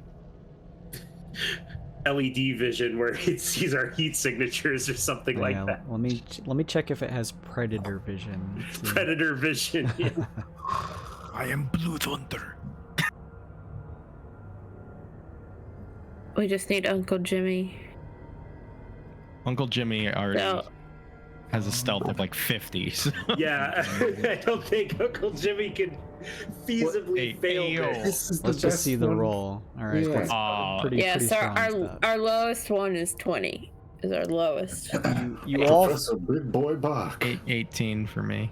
All of you, along with Lincoln's. Okay, I see. Along with Lincoln's Pass Without Trace, all of you feel particularly stealthy. Your footsteps muffled. The sound around you, you feel, well, you wouldn't hear any of this, but it certainly feels like you're moving stealthily as you move through the city streets. We're all floating like 3 inches off the ground. Everybody you're the sensors from the codices, yes. Wait, that would be so funny if we rolled bad and we think we're like so stealthy right now because we can't hear shit. There's like a person leaning out their window like, why are you guys making such a racket? But you guys can't hear them. Like, we're carrying the dynamite in a crate. You're just like, clank, clank, clank, clank. And we just can't hear it, so we think we're stealthy. Shut the fuck up! You can't hear anybody. We're driving Forte's armor. It's behind a car. Fucking Monty Python skit. You all move through these city streets, winding through the pass, leading you to the edge of the residential portion of town.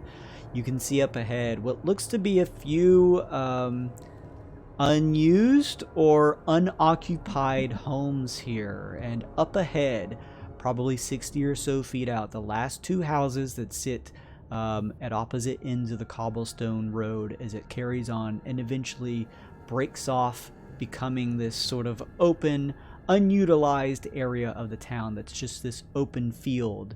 You see out at the distance the separated portion of the 2 walls at the edge of town that rise up, as I mentioned before, probably 60 or 70 feet into the air.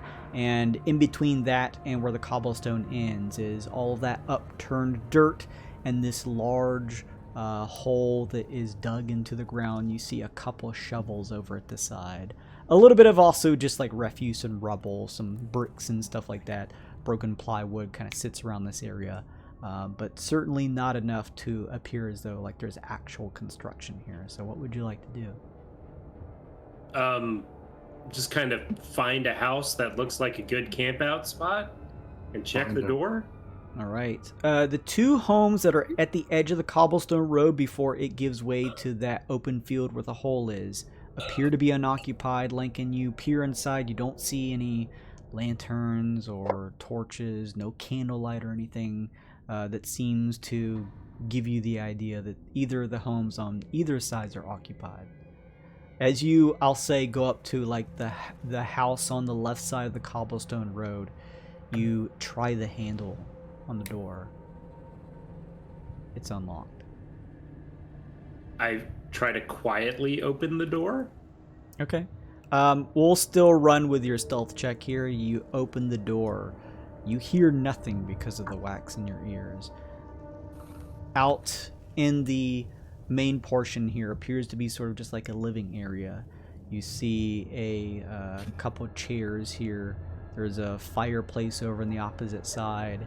And in the distance, what looks like a wooden kind of countertop is sort of like a kitchen-like area. There's the twilight from the Gleedlekin up above kind of pierce in through some of the windows here between the curtains, like the slits of the curtain that are open. So there's like a slice of light that just appears as a ray inside, and you can kind of see motes of dust and things like that. It's not like incredibly dusty, but it doesn't appear as though anyone has been living here for a little bit. Good enough for me. I motion everyone to come in. You all step inside. You feel the vibration of the creaking wood underneath your feet as you come inside of this home. It looks like it has got a living room area here with an attached sort of kitchen-like area at the side, and then appears to have 3 bedrooms at the far end. One slightly larger than the others. It is a 1-story, yep. Oh, okay. That's probably for the best. Looks like it'd be easy enough to get up on the roof if you needed to. Lincoln sets down whatever he was carrying and takes out his notebook and starts writing in it and shows it to the rest of the group. What do you think we should do now? Opie's gonna look out the window. He doesn't see any trace of the creature, right? Give me a perception check. 16. Nice. Opie, you pull the curtain to the side and scan the relatively vacant area here. This area of town doesn't seem to be traversed much at all. This last street or two before the open field here, it's like no one comes here anymore for whatever reason. You peer around, you don't see any sign of the creature.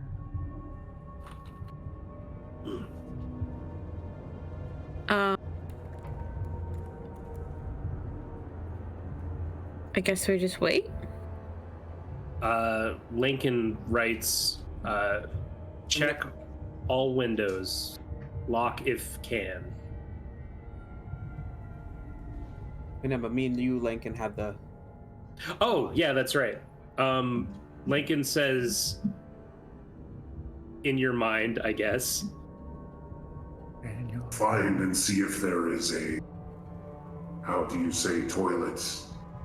If it lives in the sewer, there's a chance it might be using it to drown. No, what toilet monster? Like snakes.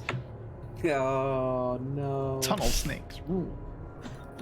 Oh no, they legit travel. I write down, I think I have quill or whatever, pen. Yeah, we all bought notebooks. You should have that stuff, yes. Yeah. Are there curtains? Oh, sorry, go ahead. Just gonna check bathrooms.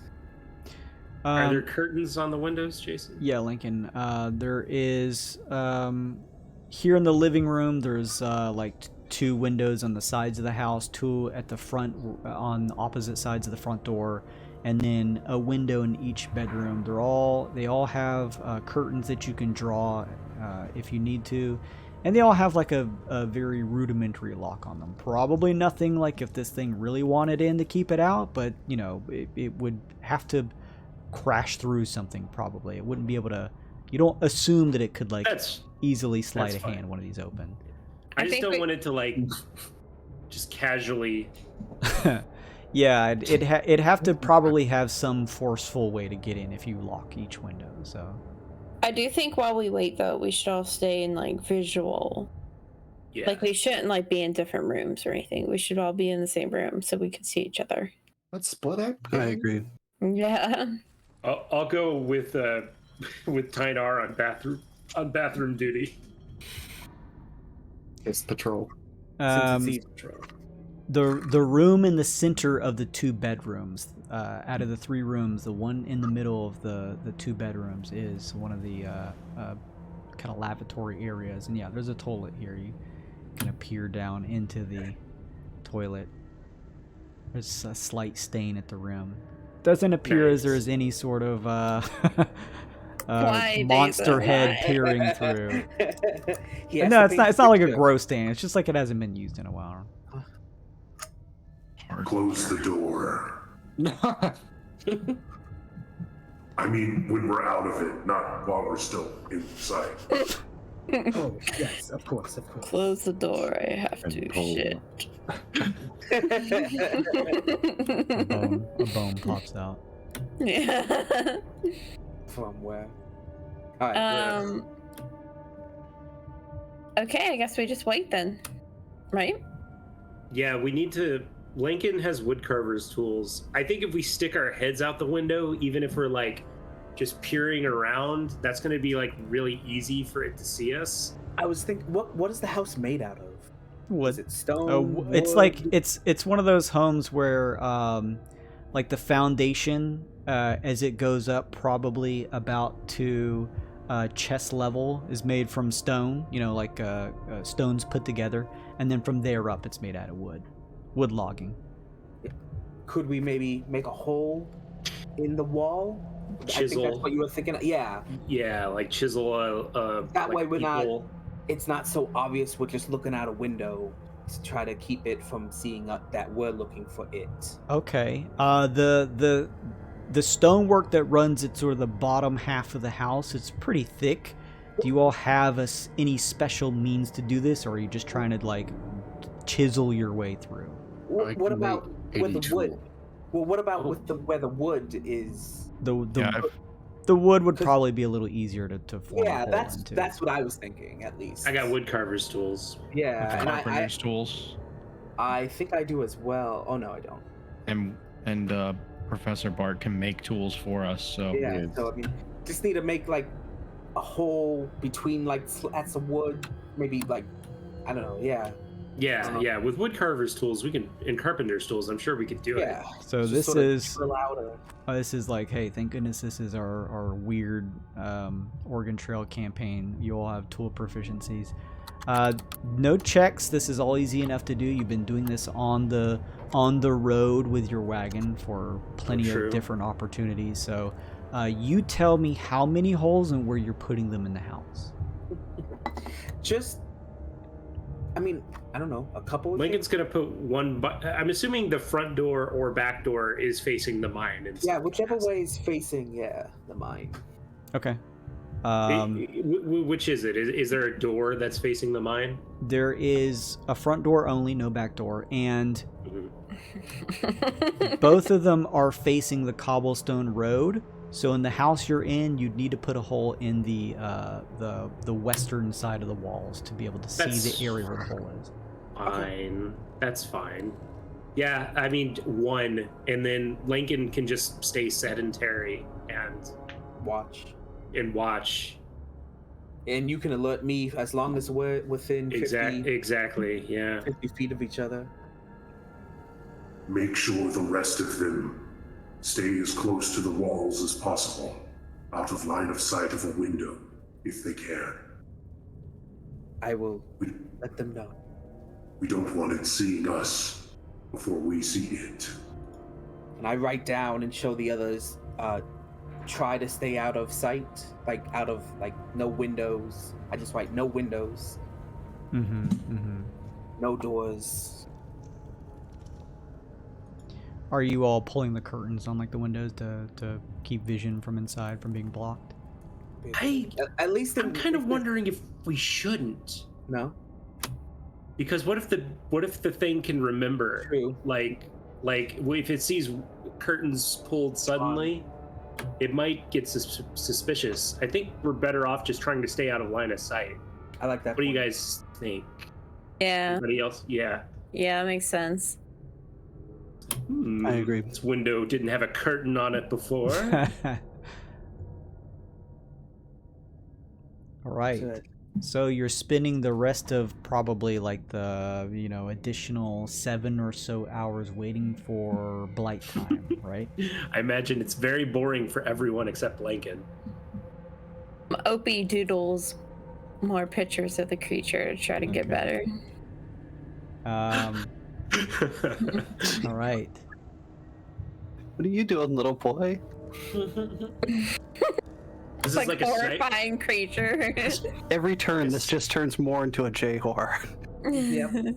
I was gonna say this is like a sniper stakeout. We're waiting here for hours, peeing in a bottle. Can't Well, not use Lincoln. toilet. Monsters. We pee in a corner and then just make Forte destroy water on it. Oh no! Well, then you just left with the stank. That's not good. Just crystallized. We should have all used the same corner. That's what I meant. Yeah. Forte, that's the real way we put a hole in the building. Is everybody? Yeah, we can pee out of the holes. Oh, we're not glory holing this, guys. Come on, let's Ghostbusters this bitch. What's a glory hole? we don't hear that question because we all have earwax. Oh yeah. He writes. What? Where did you hear that word? That's a prayer forge.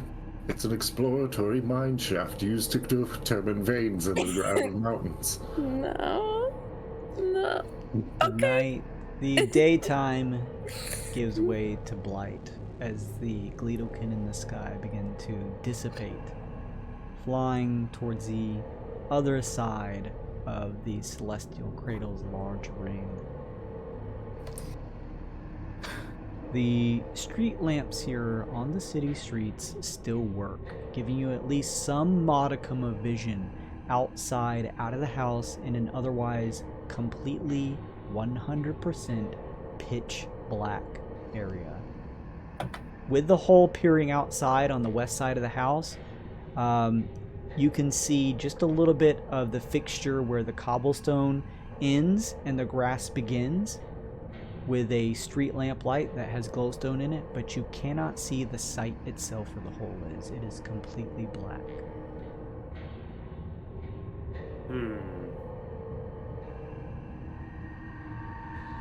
We should have thought of that. Well, originally we sort of did. We were gonna take the cart, but that would have been really, really obvious. Yeah. So it just turned blight time, so you would all... Yeah. I don't even think dark vision helps you. I really hate playing this card, but the character would have remembered that we couldn't see shit out of this. Well, that's what I was going to say. So it just turned blight time. So you all were like, oh shit, of course, we can't really see out there. Okay, yeah, so... Bark... But I mean, if we like put light out there or something, the monster's going to know. That's why we're talking about dark vision. Oh, but this is a magical darkness. Yeah. Dark vision cannot pierce through Oh. I don't know if there's a way particularly around it. hazardous because of that. I think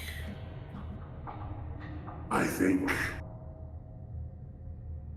shall go put a torch.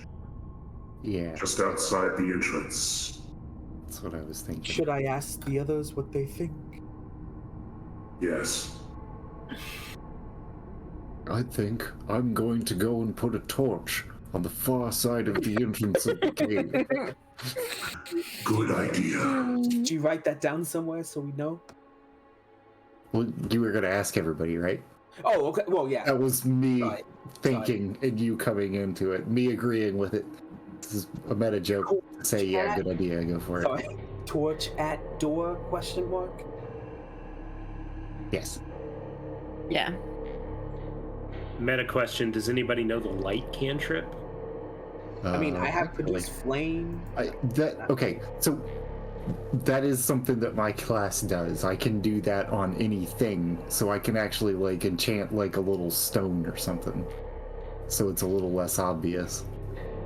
Yeah, I was thinking like enchant the torch with light. So I know that sounds stupid, but torches don't last very long. Sure. So if it comes by and there's a flaming torch that's also emitting light, I'm like getting in my own head and like trying to outsmart this thing. So yeah, this is great. Bark will light up whatever Lakin wants. I don't have any good ideas. Just do whatever Professor would do. I don't know what I'm talking about. I think he would like enchant some like sticks and stuff instead, so that we can like line it up, and then we'll see like it eclipse the glow of these sticks. Are we like just that plan? kind of throwing them out there, or is someone going out and placing them? Somebody's gonna need to. The idea is that when it passes, it blocks the light so that we see that it's going past. So we just need to get it on the opposite side of the hole from us. Oh, that's a good idea. I think at Lincoln, maybe I can take something out quickly as an animal. Oh, Oh, yes. okay.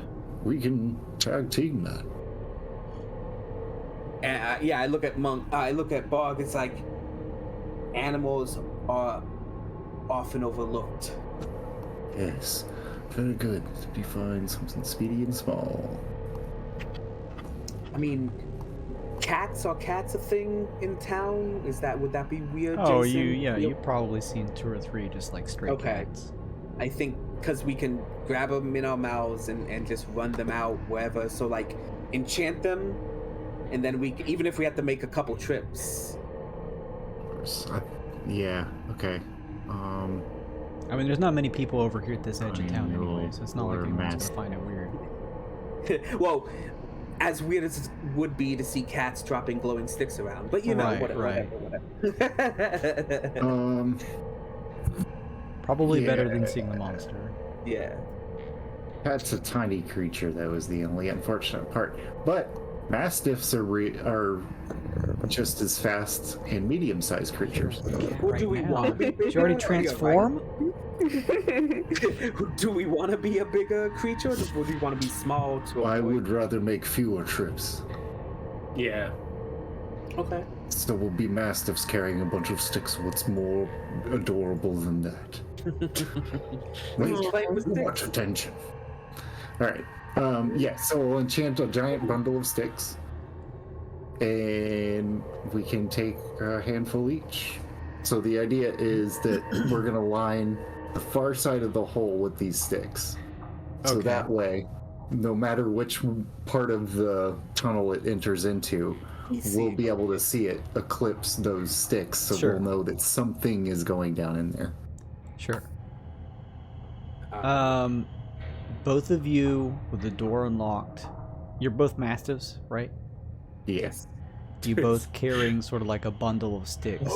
Kind of use your claws and dig through the cobblestone, making your way over to the upturned dirt, finding yourselves sort of like at the entrance of the cave. It's like a hole dug into the ground, but there's a very obvious area where you'd step in and then descend down into. And so that walkway, the area that the creature would have to sort of like pass over to enter, you begin to set down these very sort of like subtly glowing sticks, just so that if it passes over, you would notice the light snuff out from your little peephole inside of the house. You put these down, and we'll just say you all would know this as characters, keeping one on yourselves so as not to take necrotic damage for being in the darkness with no light on you.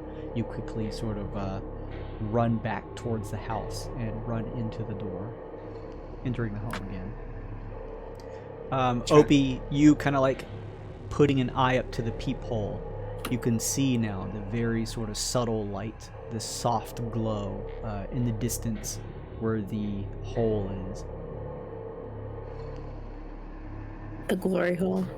You can also see, like I said before, the sort of like soft ambient glow of the very last street light on this street as it sort of lights up the grass nearby, like probably within 10 feet of the front of this house here. Out of your vision, you can't see the street lamp itself, but you can see it lighting the nearby grass. That's the only light you can perceive outside other than utter darkness. Alright. Tyne and Professor Bark return. Do you all continue to wait? Do you do anything else? Nope. Yes, we wait. continue. You all begin to wait. You all have wax in your ears, so you can hear nothing. Some of you begin to get a little more paranoid than the others.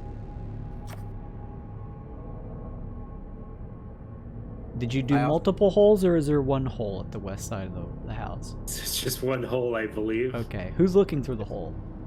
I think it was just going to be Lincoln the whole time, because he could just sit there like a dumb marionette. Give me a perception check, Lincoln. Oh boy. I'm gonna use my advantage on this, because I'm actually not super perceptive. Oh. Why do I even fucking bother? Like, all right. You have a +1. Yeah, whatever. +1, 8.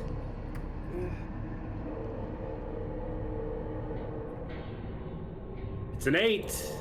You watch in the distance.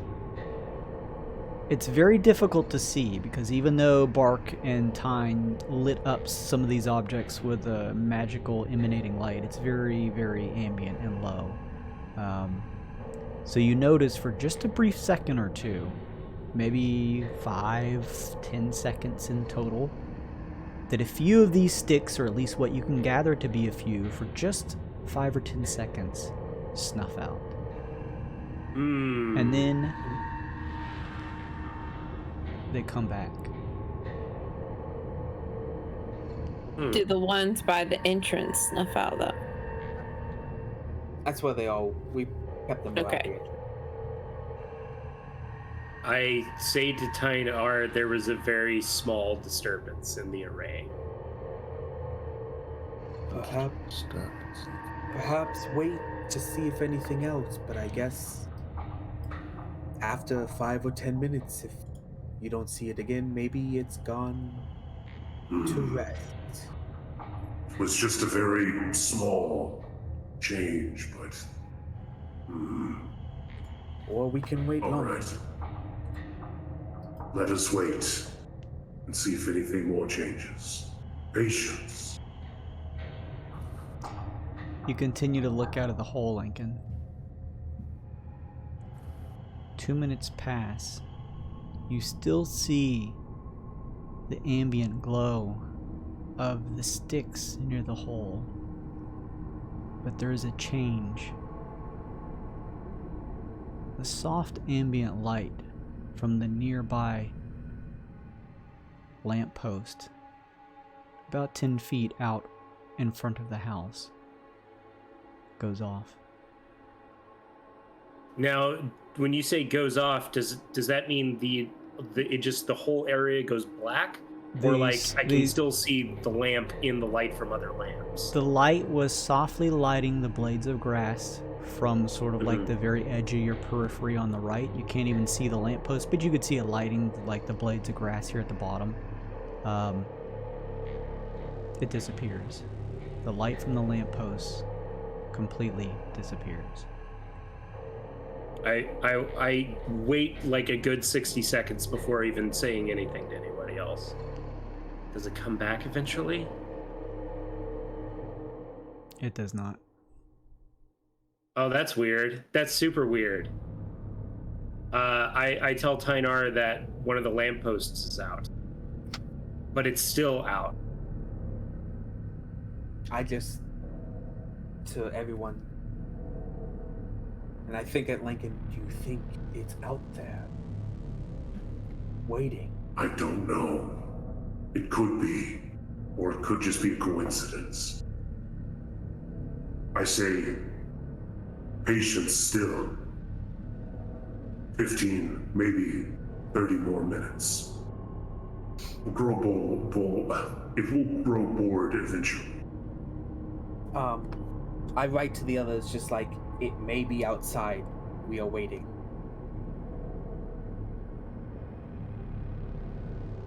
How long do you wait?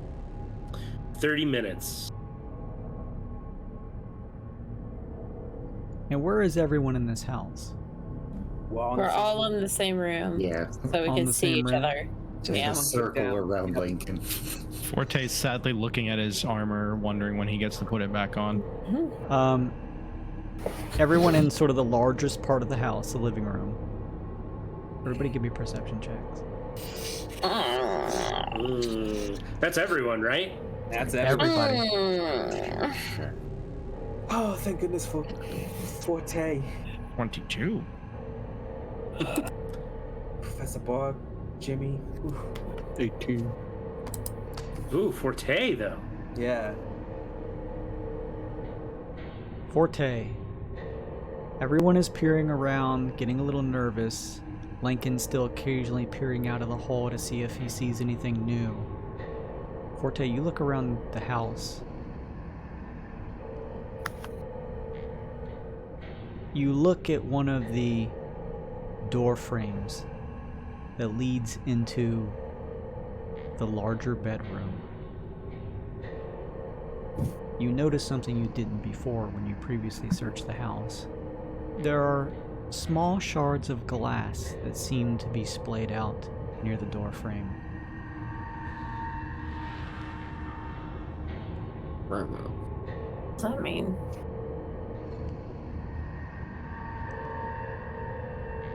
Oh, like it punched. How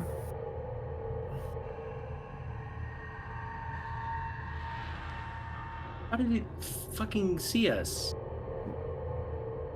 I don't know, and I don't know how I would communicate that to everybody. Right?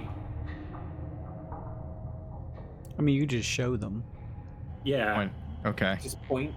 You like Armor grab up, buddy. grab the shoulders of those around you and you point. If- Each of you see 2 or 3 pieces of, maybe a 3 or 4 inch long broken glass at the doorway that leads into one of the rooms. It wasn't there before.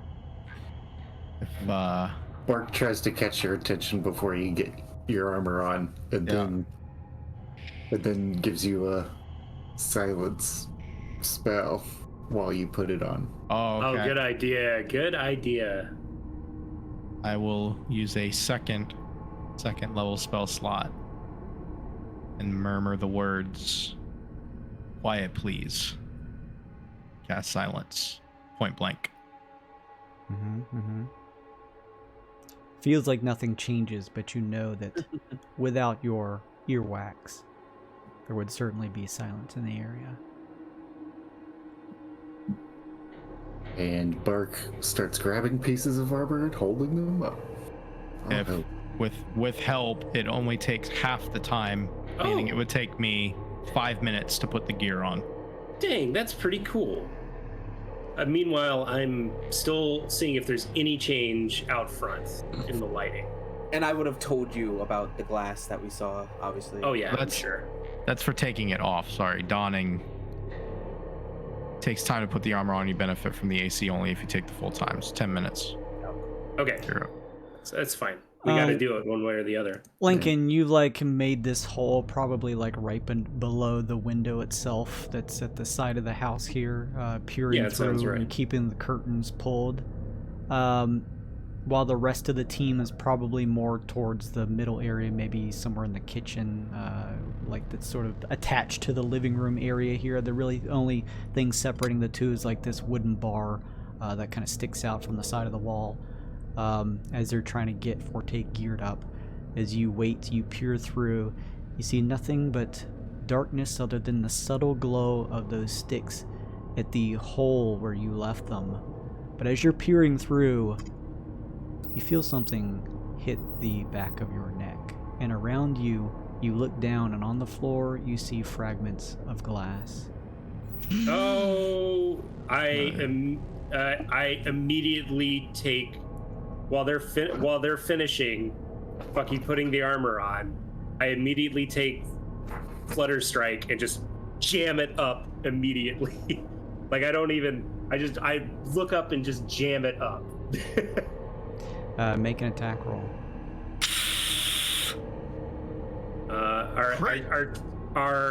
Our plan has changed, fam. We got to think of a use for this fucking dynamite, baby. It's trapped us where it wants to eat us now.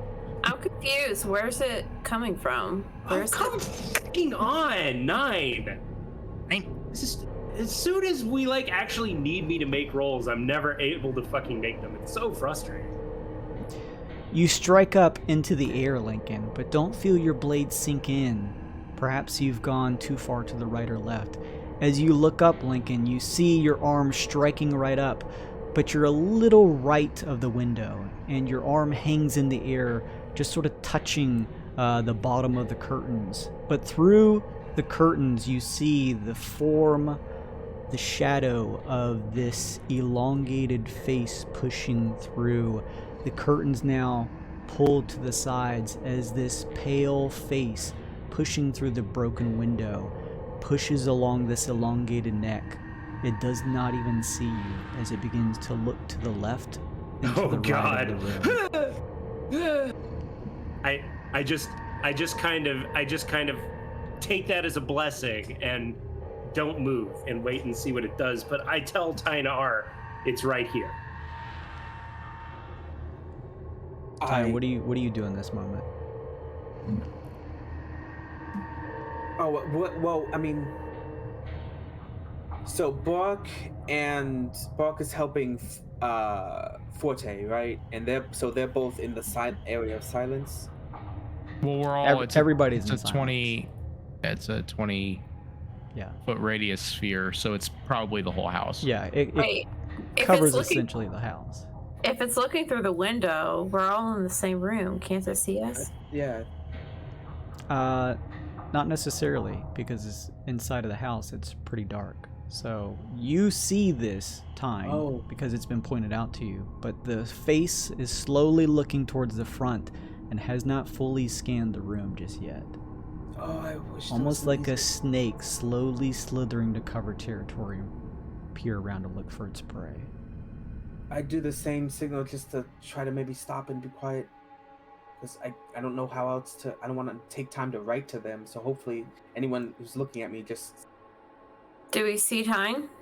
You see Tyne, and then you would all quickly turn to scan the room. You see this long neck begin to push further into the room as it peers around. There's a couple spots in this room that looks like you could quickly dive to hide to if you would like to. There's a couch area here that you could dive behind, and then, like I said, attached to this living room there's a countertop that leads into a very narrow kitchen-like area. You can maybe try and hide behind there. You can maybe the fireplace too. It's not lit or anything. There's no logs in there. You tell me if you want to hide. I'm just explaining what you see in the house. There's also the bedrooms themselves. How long has it been since we started this, Jason? From what you've told me, it's probably been around 40 minutes. Okay, so we might still have Pass Without Trace? Oh, I thought we were here for like 7 hours. Yeah. Yeah, okay. Yes, you're right. From the initial, once you place the lights out, probably about 40 minutes. But yeah, since the whole waiting here at the house and getting here, it's been several hours, yes. Alright, so we don't have that, yeah. Quickly hide, but I only got 7. Where do you hide, Opie? Just behind some furniture or whatever's close. Opie He's not quickly- gonna go to a whole different room or anything. Opie dies behind the couch. What does everybody else do? If there's since I was close to Lincoln, if there's a side table or dresser, if there's anything that's nearby, to where I'm within good 10-15 feet of him, I'm gonna hide. Everything is around. You got the couch that Opie's hiding behind, the countertop that leads into the narrow kitchen area, and then the 3 rooms themselves. A larger sort of main bedroom, a smaller bedroom, and then the bathroom in the middle. I'll try the couch here, Opie, so we don't split up too far. Okay, give me a stealth check. It's 19 total. You actually jump over to the couch and see that Opie has tried to throw some pillows on him, but his legs are clearly sticking out. And with your high stealth check, you're able to quickly grab a pillow from off the ground and just kind of shove it on the bottom half of his body. That's hilarious. You do a tactical roll underneath the couch. What's everyone else doing? Knowing that a boy is kind of caught with his drawers down, I am going to kind of jump in the opposite direction of Forte and transform into a cat and try and bump into a wall and stuff as I make a corner. So I try and attract its attention. Okay. And where are you going with this? Is there a specific spot you're trying to lead, drawing its attention to? Further into the house, away from where... A away specific from Forte room? is my goal. Okay. Yeah. So probably one of the 3 rooms to draw its attention instead of just looking in the relatively open living room. So which room would the cat go in? whichever one is furthest from Forte. Probably the main bedroom. Yeah. So like, slip in there and like maybe like hit the door a little bit as I walk so that it starts to move, attracts more attention. Here's what you see, Bark. In your cat form, as you head to the furthest room, which is the kind of master bedroom, you feel your paws stepping over those tiny little fragments of glass.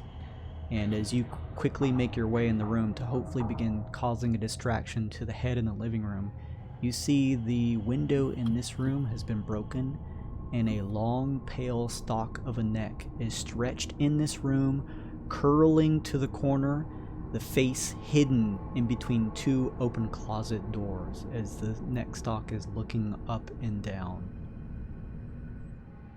There is a clothes like wardrobe here made of wood and a simple bed with a bedstand nearby. Those are the big furniture items in this room besides the closet itself.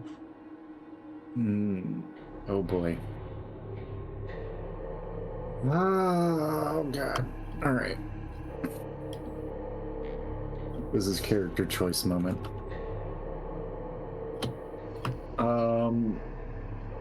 Let's roll for selflessness. I'm sorry, John. I was Sorry, so guys. Bart tries to hide. He's not getting any more fancy than this. Okay, where do you hide, and give me that stealth check. Probably like you said, like there's a bed or something. A room under the bed to hide if you go there. Or actually, I'm a little tiny creature. I'm gonna hide underneath the biggest piece of furniture there is. Yeah, there's like a dress wardrobe but just enough room because of your tiny size, especially as a pretty lithe, agile cat to kind of squeeze underneath. I got stealth +4. Let me double check my cards because I'd really not. Stealth check. Let's see. +4 feels good. Let's go. Yeah, 20. Nice. You hold yourself still as you look. Your vision limited to much higher than 3 or so inches as the wardrobe like carving at the bottom sort of cuts off your view. You see the head lowering down closer to the floor, and it pushes on this long stalk as it begins to peer, curling its elongated jaw with its mouth, its tongue sort of slapping against the ground and dragging as it cocks its head to the side and begins to peer underneath the bed to see if anything is there. It does not notice you. Tyne, Forte, what are you two doing? Lankin, what are you all doing? You guys go first. Well, I was gonna say, because seeing Bork try to distract the head that was in the room that I'm in, what is that head? Does it look? Is it going towards the bedroom? Like right now, it's just scanning the area. It hasn't fully scanned. It's maybe like 4 or 5 feet, just like pushing through on this long neck stalk into the living room, peering around. Goodness. I guess I'll try. Yeah, I guess I'll try to drop maybe and just try to see if there's anything. I don't know if there was anything nearby that I could try to hide behind. But kitchen countertop you could hide behind. I guess we'll try that. Give me a stealth check. Forte, what are you doing? Did I get my armor on before? I'll say you just finished getting it on as this all broke out. Okay, so I'll be at disadvantage if I do stealth checks. You're in silence. Oh yeah, you are in silence. I am in silence. You still have okay. silence. Oh. Yeah. Got it. All right. That means I would be too. Yes, you would. Just lay down and pretend not to perceive. Yeah, that would be the thing. Like I would stop, drop, and roll. All right. Both you, Forte, and Tyne, you like quickly drop to the ground and kind of roll behind the countertop of this kind of narrow kitchen-like area. Some cupboards and stuff lining the sides of you. as it connects to the living room area. You saw Uncle Jimmy and Opie like quickly dive for the couch area. Professor Bark ran into one of the rooms. Lincoln, the long neck stretches out sort of past you, looking around the room, not noticing that you're right underneath, even though you took a stab at it. What do you do?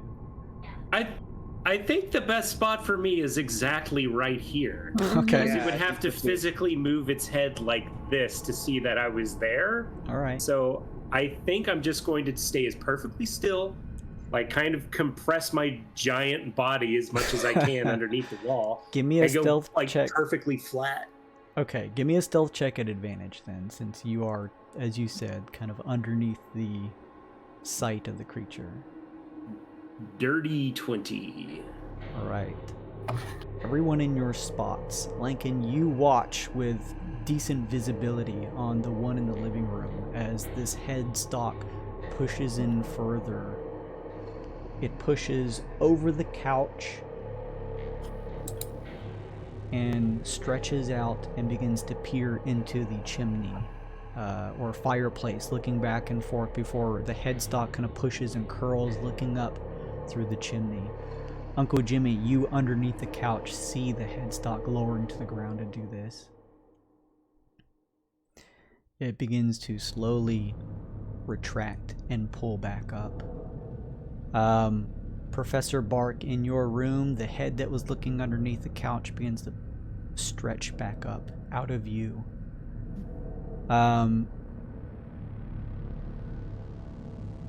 Forte, Tyne, you hiding behind the counter. The 3 rooms. I think you guys closed the door to the bathroom, right? Yeah. Okay. Yep. So the only 2 doors open is one to the larger bedroom, one to the smaller. Forte and Tyne, as you're both sort of like stealthily hiding in the narrow sort of like kitchen attachment of the living room, you see 2 stalks from both bedrooms begin to push into the living room, peering around but not noticing you all. Lincoln, you, and as you sort of peer out, Uncle Jimmy, and I'll say you too, Opie, as you just barely move a pillow to see, there are 3 heads that converge together and look at each other. A large, elongated smile, their jaws distended. They seem to look at one another. You can see their necks seem to be almost vibrating. I have the sense that if you did not have the silence up or your earplugs in, they would be singing some form of macabre song. They each look at one another, their mouths outstretched, their heads cocked to the side, and then all at once, the 3 heads, just on these stalks that stretch out to each of their individual rooms, all collectively at the same time begin to curl, turning back and entering the 2 that came out of the bedrooms, going back in, and then the 1 head, Lincoln, that had stretched into the living room to peer around begins to retract out. You see the curtains being sort of pulled as it retracts, its face finally pulling out back to the outside, the last thing, its tongue just sort of like slovenly hanging over the window as it pulls out. The curtains kind of give way and cover the area again. All of the heads disappear. Fucking thank God I rolled a Luke roll on that attack roll. Yeah. I figured we'd already been spotted. Well. And that silence made a big difference. Yeah, that silence fucking saved our ass, man. I think they are gone. We should wait just a little bit longer, Tynar. And once the thing is like out of the window, I'm gonna look back through the peephole immediately. It leaves the window, and you, assuming now that the stalks may have exited this area, you kneel down again and putting your eye up to the hole. The only thing you now see is the ambient glow of the sticks that outline the entrance to the tunnel. You watch as for a good 20 or so seconds, all of them disappear from your vision. That's the ticket. And then after the 20 seconds, the light returns, although a little less lit than before. I say nothing for the next 5 minutes. And I wait 5 more minutes and make sure nothing else happens. Everyone waits in their spots unless you want to do anything, just holding tight. 5 more minutes pass by. Nothing happens. Gather them. Gather them, Tynar. I look at Forte and give him a thumbs up, and I stand and I move over to Jim and Opie, and then I'll go try to find Cat Professor. Yeah, Bark, you see the shoes of Tyne step into the room, and you get the sense that it's safe to come out.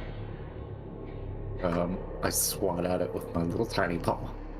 Tyne, you jump, seeing a black paw from underneath the cupboard swipe at your feet. Just like a real cat. Jesus Christ! I write in my book, swiftly, silently, move, and I'll spend my last 2nd level spell slot and do Pass Without Trace again. If you want to save it, I have Pass Without Trace as well. Yeah. Please and thank you. That's your boy. That way I can help. I can help. That's good, because that means I have a slot left for Misty Step if I need. Yeah. Always save a Misty Step. Yeah. Oh, you know it. Ooh. All right. Let's go do the thing. All right. We cautiously exit and start heading towards the mine. Here's my question. As you open the door, you notice all of the street lamps that line this street are no longer lit. It is completely dark except for the area where the sticks you, Bark, and Tyne left at the hole. How do you get over to the hole? I mean, I could do a produce flame. It's a bit bright, but I mean, if it's in the thing. Was that a concentration, though? You can't do that and Pass Without Trace. Oh, it's not? It's okay, cool. cantrip. Yeah, we can bring torches and stuff. Like, yeah, and Opie almost always has that glowstone like on his belt. Okay. Oh shit, yeah. Let's try to use like really subtle lighting instead of torches. Like the glowstone, I've got the flutter blade, that's only 10 feet of dim light. Okay. So that's real subtle. Stay real close to each other. Lincoln, you use that's from your dagger, right? The moth dagger. Cool. You use that. Opie, you using the glowstone. It's subtle, but gives you enough light out to probably like at least 10 feet, enough to kind of see a little bit. As you each collectively begin to exit the house slowly after, giving several minutes time to pass by, hoping that the creature's gone into the hole, you notice now 10 feet away from the house, the lamp that stretched up about 10 feet with glowstone in the glass-like structure at the top has been broken, the glowstone missing. As you begin to make your way towards the hole, seeing the ambient light of some of the sticks left over there by Bark and Tyne, you notice just the very minimal pieces of the front of the house across the street with the subtle lighting from Opie and Lincoln's light. You can see that the front windows of the house on the opposite side of the street have been completely broken into. Oh yeah, it must have saw the light string we left and started fucking around. Yeah, that makes sense. It fucked around. But thank God it didn't find out. Thank God. All right, still moving as swiftly as we can. We gotta get this charges planted in 10 minutes. You push up to the hole, and you can now see with your glowstone, and obviously the ambient lighting of the sticks and stuff left by Tyne and Bark, they have been moved. Some of them seem to have pushed further into the holes, as if something passed over top of them, breaking that sort of solid line that you set, Bark and Tyne. You hold your breath, still not able to hear anything, which makes things all that much more scary and difficult. But you don't see the creature as you begin to descend into the hole. So what are you doing as you descend into the hole? So I figure go about maybe 5 feet at most in, and then try to maybe dig like little holes and try to see if we can, maybe 2 above and 1 to the side, because we just have 3 bundles. Yeah, 3 bundles. Okay. They're bundles, right? Yeah. Does that mean that it's like they're all like together or they're loose? They're all together. They're like a bundle of dynamite that's been wrapped around. You could separate them if you want, but they've been purposely bundled together so that obviously they'd have a pretty big impact when they went off. Can we... Lincoln, go ahead. I was gonna say, if they're bundled, could we unroll them to look like a strip of fireworks, like firecrackers? If you wanted to, yeah. That would cause probably a little bit more spread. I know it's not concentrated, but we could definitely get more coverage. Yeah, maybe focus it in a direction. I like that idea. We just need to get the sides. So as long as we put 2 on each side, if we can get 1 on the top, that's gravy. But if not, the 2 on the sides and the corners. Well, it's easy enough. That's what the guy said, right? Yeah, to kind of like spread them out across in the hole with a little bit of distance between each of them. It's easy enough because of like the unevenness of this sort of haphazard hole built into the ground here that's been dug. But I guess the other question would be, are you trying to like hide them?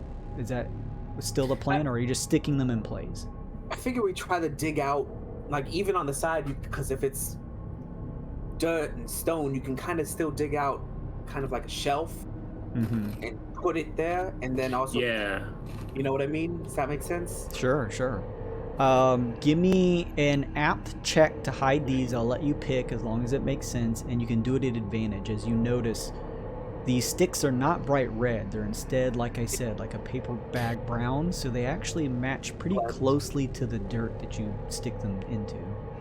With Tynar and I communicating, can I, since I'm tall, can I like reach up and try to with your height, Lincoln, you can easily sort of just reach your hands up and reach the top of the hole.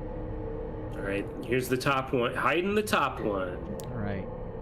Oh, fuck my life, dude. A 1 and a 4. Give me a fucking break.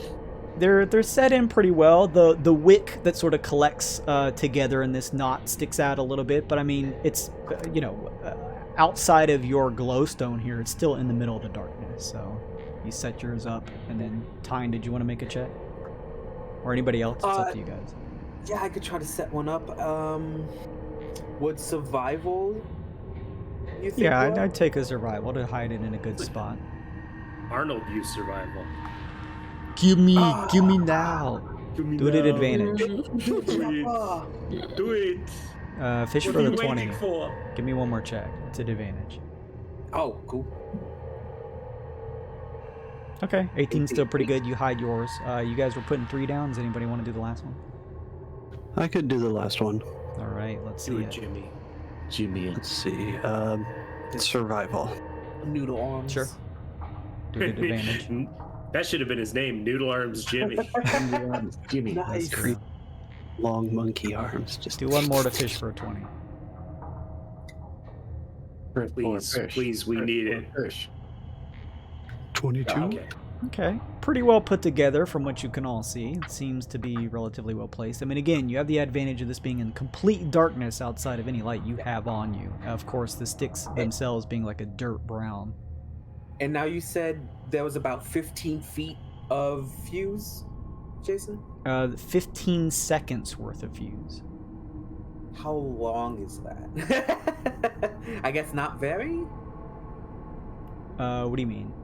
Like I don't know. The physical fuse itself? Yeah, like how much space do we have from the end of the fuse to the... If you were to unravel the knot that ties them all together and give it some space, you could probably get a good 10 or so feet out of it. It doesn't stretch out that long.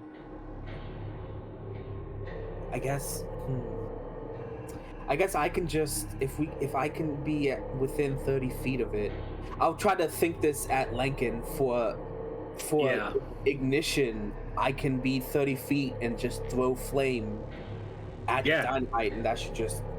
We got a ton of redundancy. Like I have a circlet of blasting since I'm the last one out. And I'll say the way you've set these up, since you all put them with some space but relatively collected in this hole, if you can get one ignited and have it blast, it's likely going to ignite the other two, even if they're not lit, just because of the impact of an entire bundle going off next to two others. Hell yeah. I guess I could go down there with you also, just because since we can communicate. And I can always drop flame as we're both trying to run out. Can you move quickly, though? I mean, I've got 30 feet of movement. That's not quickly. I mean, I'm going to have Long Strider and don't proc opportunity attacks on me. That's fine then. Oh, fuck. Oh, man. Are we ready then? Are you ready to... Are you ready?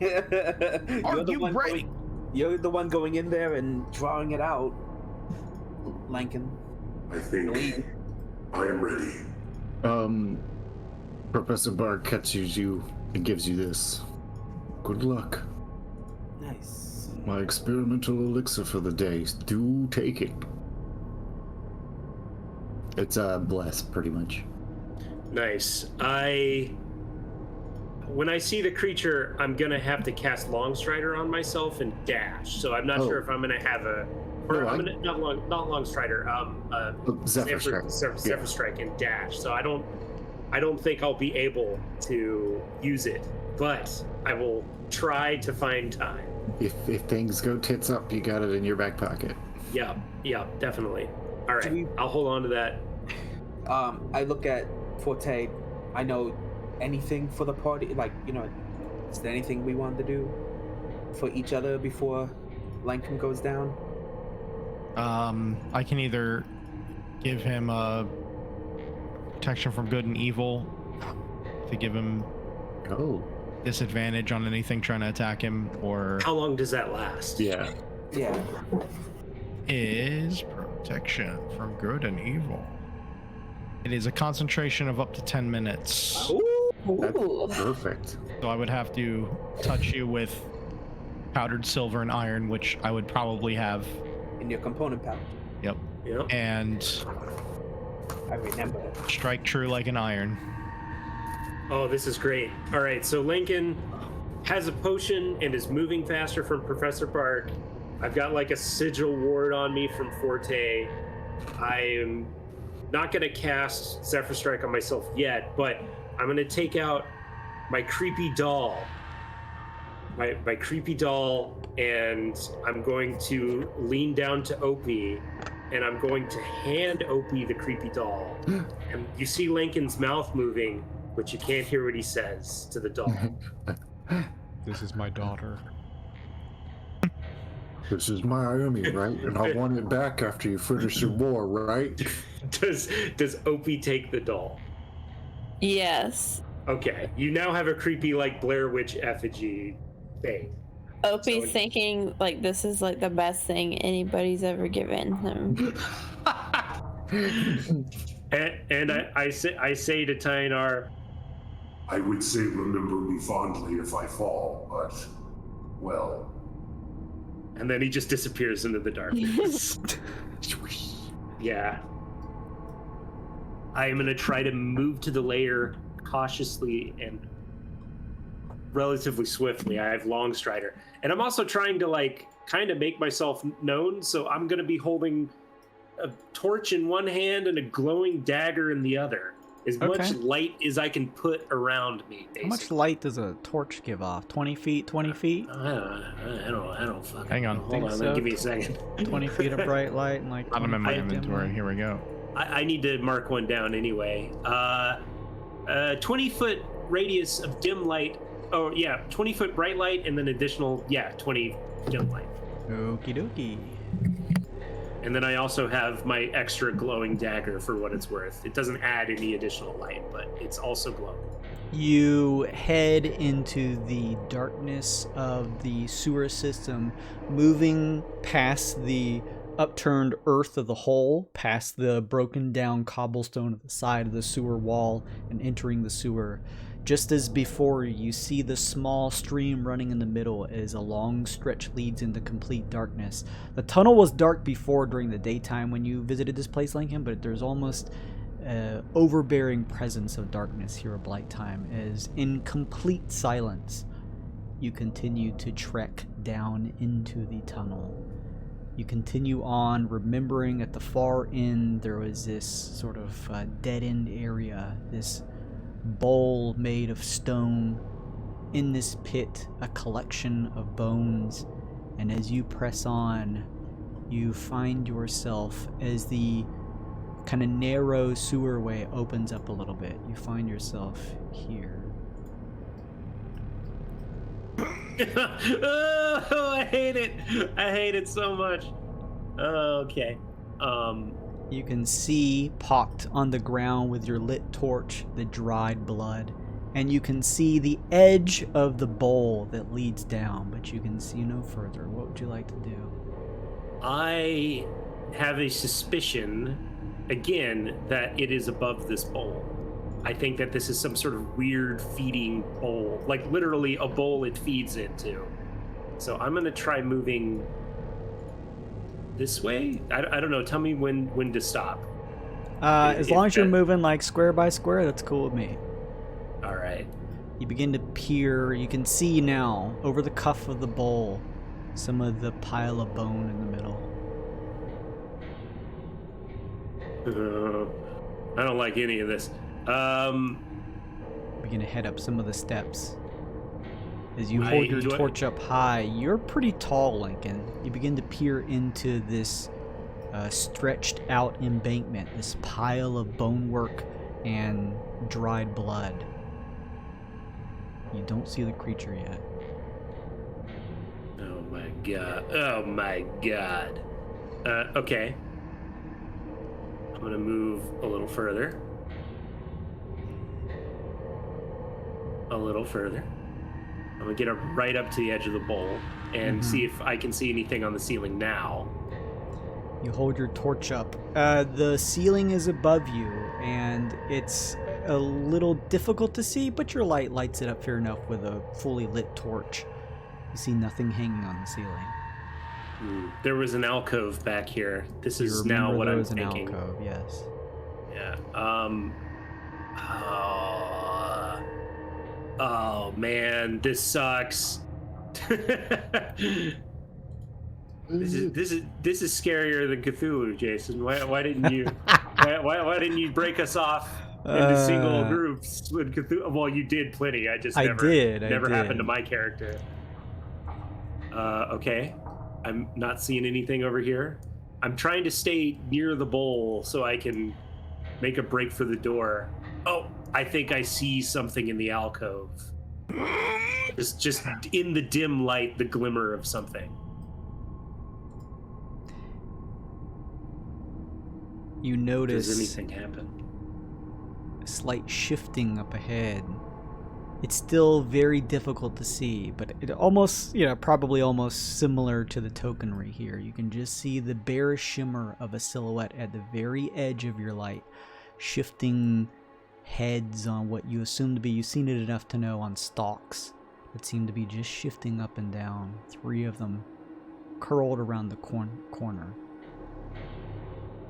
I am going to cast Zephyr Strike on myself, which has a vocal component, so it can technically hear me cast this. Okay, and what's Zephyr Strike do? It's a buff for myself that it doesn't do anything immediately except makes it so I don't provoke opportunity. Okay. If I attack with it, I can choose to make my next attack more powerful, and that increases my speed for the turn. But I have to choose to do that. So right now, it's just making it so I don't provoke opportunity. Here's a question. Spells that require a verbal component.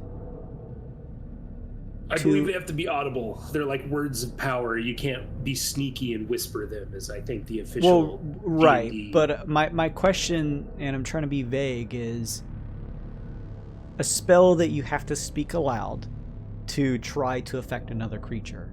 Does the other creature that's being affected by the spell, do they have to hear it to be affected by it? No, I don't think so. It's just I think when that happens, it's you do blah blah blah to a creature that can hear you. like healing word. It'll say for that, example. Yeah. Gotcha. Okay.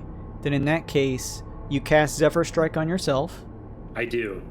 And as you do that, I'm sorry. Forgive me. Zephyr Strike does what? For now, it just means I don't provoke opportunity attacks. Okay. I can use it to power up an attack later So on if I want. you don't hear this, Lincoln, but obviously you say this out loud because you want to get this on yourself. And as you do, you see one of the head stalks begin, just the silhouette of it in the darkness, shift. And I need you to make a wisdom saving throw. Oh, God. Hold on. You're under protection. Oh, Yeah. that's true. Let's see. Creatures of those types have disadvantage on attack rolls. The target can't be charmed, frightened, or possessed. Is this a charm, frighten, or possess, Jason?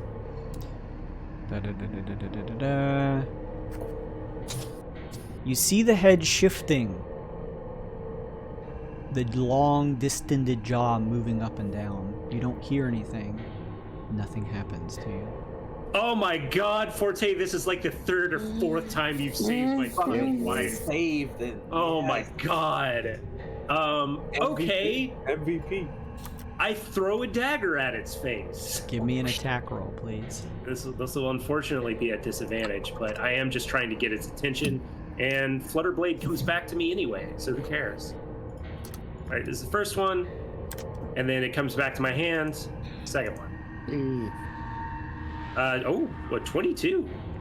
I'm guessing the 14 misses. It might hit it. I don't know. Both of those hit. Oh, It's big and dumb. it's so dumb. Idiot. Ignore the. I shouldn't have rolled this from Roll20. Ignore the attack rolls for this. It's gonna take some shit rolls. It's gonna take 7 piercing damage and 1 psychic damage, and then it's gonna take 8 piercing damage. Oh well. So altogether, it's gonna take 15 piercing and 1 psychic. All right, cool.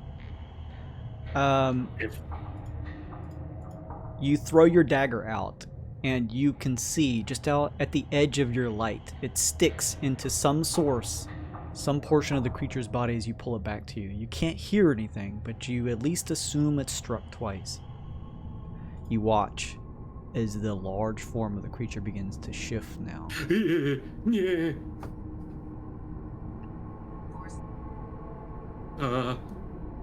No, don't like that. Oh, it's Oh, it's big. It begins to slough off the side into the bones, all of the heads staring at you as it begins to move closer. What do you do? I'm going to move 5, 10, 15, 20, 25, 30, and I'm gonna dash. 5, 10, 15, 20, 25, 30 onto the stairs here. Just keeping it at the edge of my light. Wait, what's your movement speed? Oh, sorry. It's 40 right now. Okay. For Bone Strider. So I still have 20 feet of movement. I'm waiting to see what it's doing. Oh, okay. If it wants to just kind of, I mean, I will happily walk slowly backwards and pepper it with my infinitely returning dagger if it decides to rush at me. You don't hear anything, but you almost see a rippling scintillation in the air that shoots from the creature out towards you. I need a Constitution saving throw. Daddy don't like that. Oh, 13. Let me see. Probably not good enough. Let's see. The rippling, scintillating air fires towards you. You don't hear anything, Lincoln, but this blast of this wave that shoots out before you smashes into you. You take 32 points of sonic damage. Oh, fuck. Okay. Sonic damage. Thunder, I presume. You gotta basically go fast. Nice. Wait. Hold on a second. Sorry, Jason. You can't hear. That's okay. I'm rules lawyering something. That's okay. We'll wrap this session up right after this, so do your rules You lawyering. can take thunder damage if you can't hear it. Yeah, you can. Yeah, that was 4th edition, I think. Yeah, I made sure to check. Yeah. You can't hear anything, but this is like a rippling blast of Unless it's elemental part of the damage. Sorry, unless it's part of the deafness condition. Let me just cover all That's my fine. bases. That's fine. please. Do what you need to do. Please, I'm interested as God. well. This is kind of a weird gray area that you don't see a lot in D&D. Can't hear and automatically fails any ability checks that require healing. Certainly does not say anything about that. Ooh. Okay, 32 damage. That's a lot. Yeah. That's a lot of damage. That's I mean, Yeah, I'll admit it. Here's the other thing. That's a good amount of damage. To end this session, a failure on the con save lets you take that damage and thunder damage, and you are stunned for 1 round. Oh, I'm dead then. Bye, everybody. Bye. Lincoln, you feel your body tense up from this thunderous blast you couldn't hear, and you watch as the creature, several of its smiling, open-mouthed faces, the long, slick tongues hanging out, several gaunt, long finger arms grab at the edge, the bowl of the pit in this moment of being stunned as it pulls itself out. It pulls itself closer to you.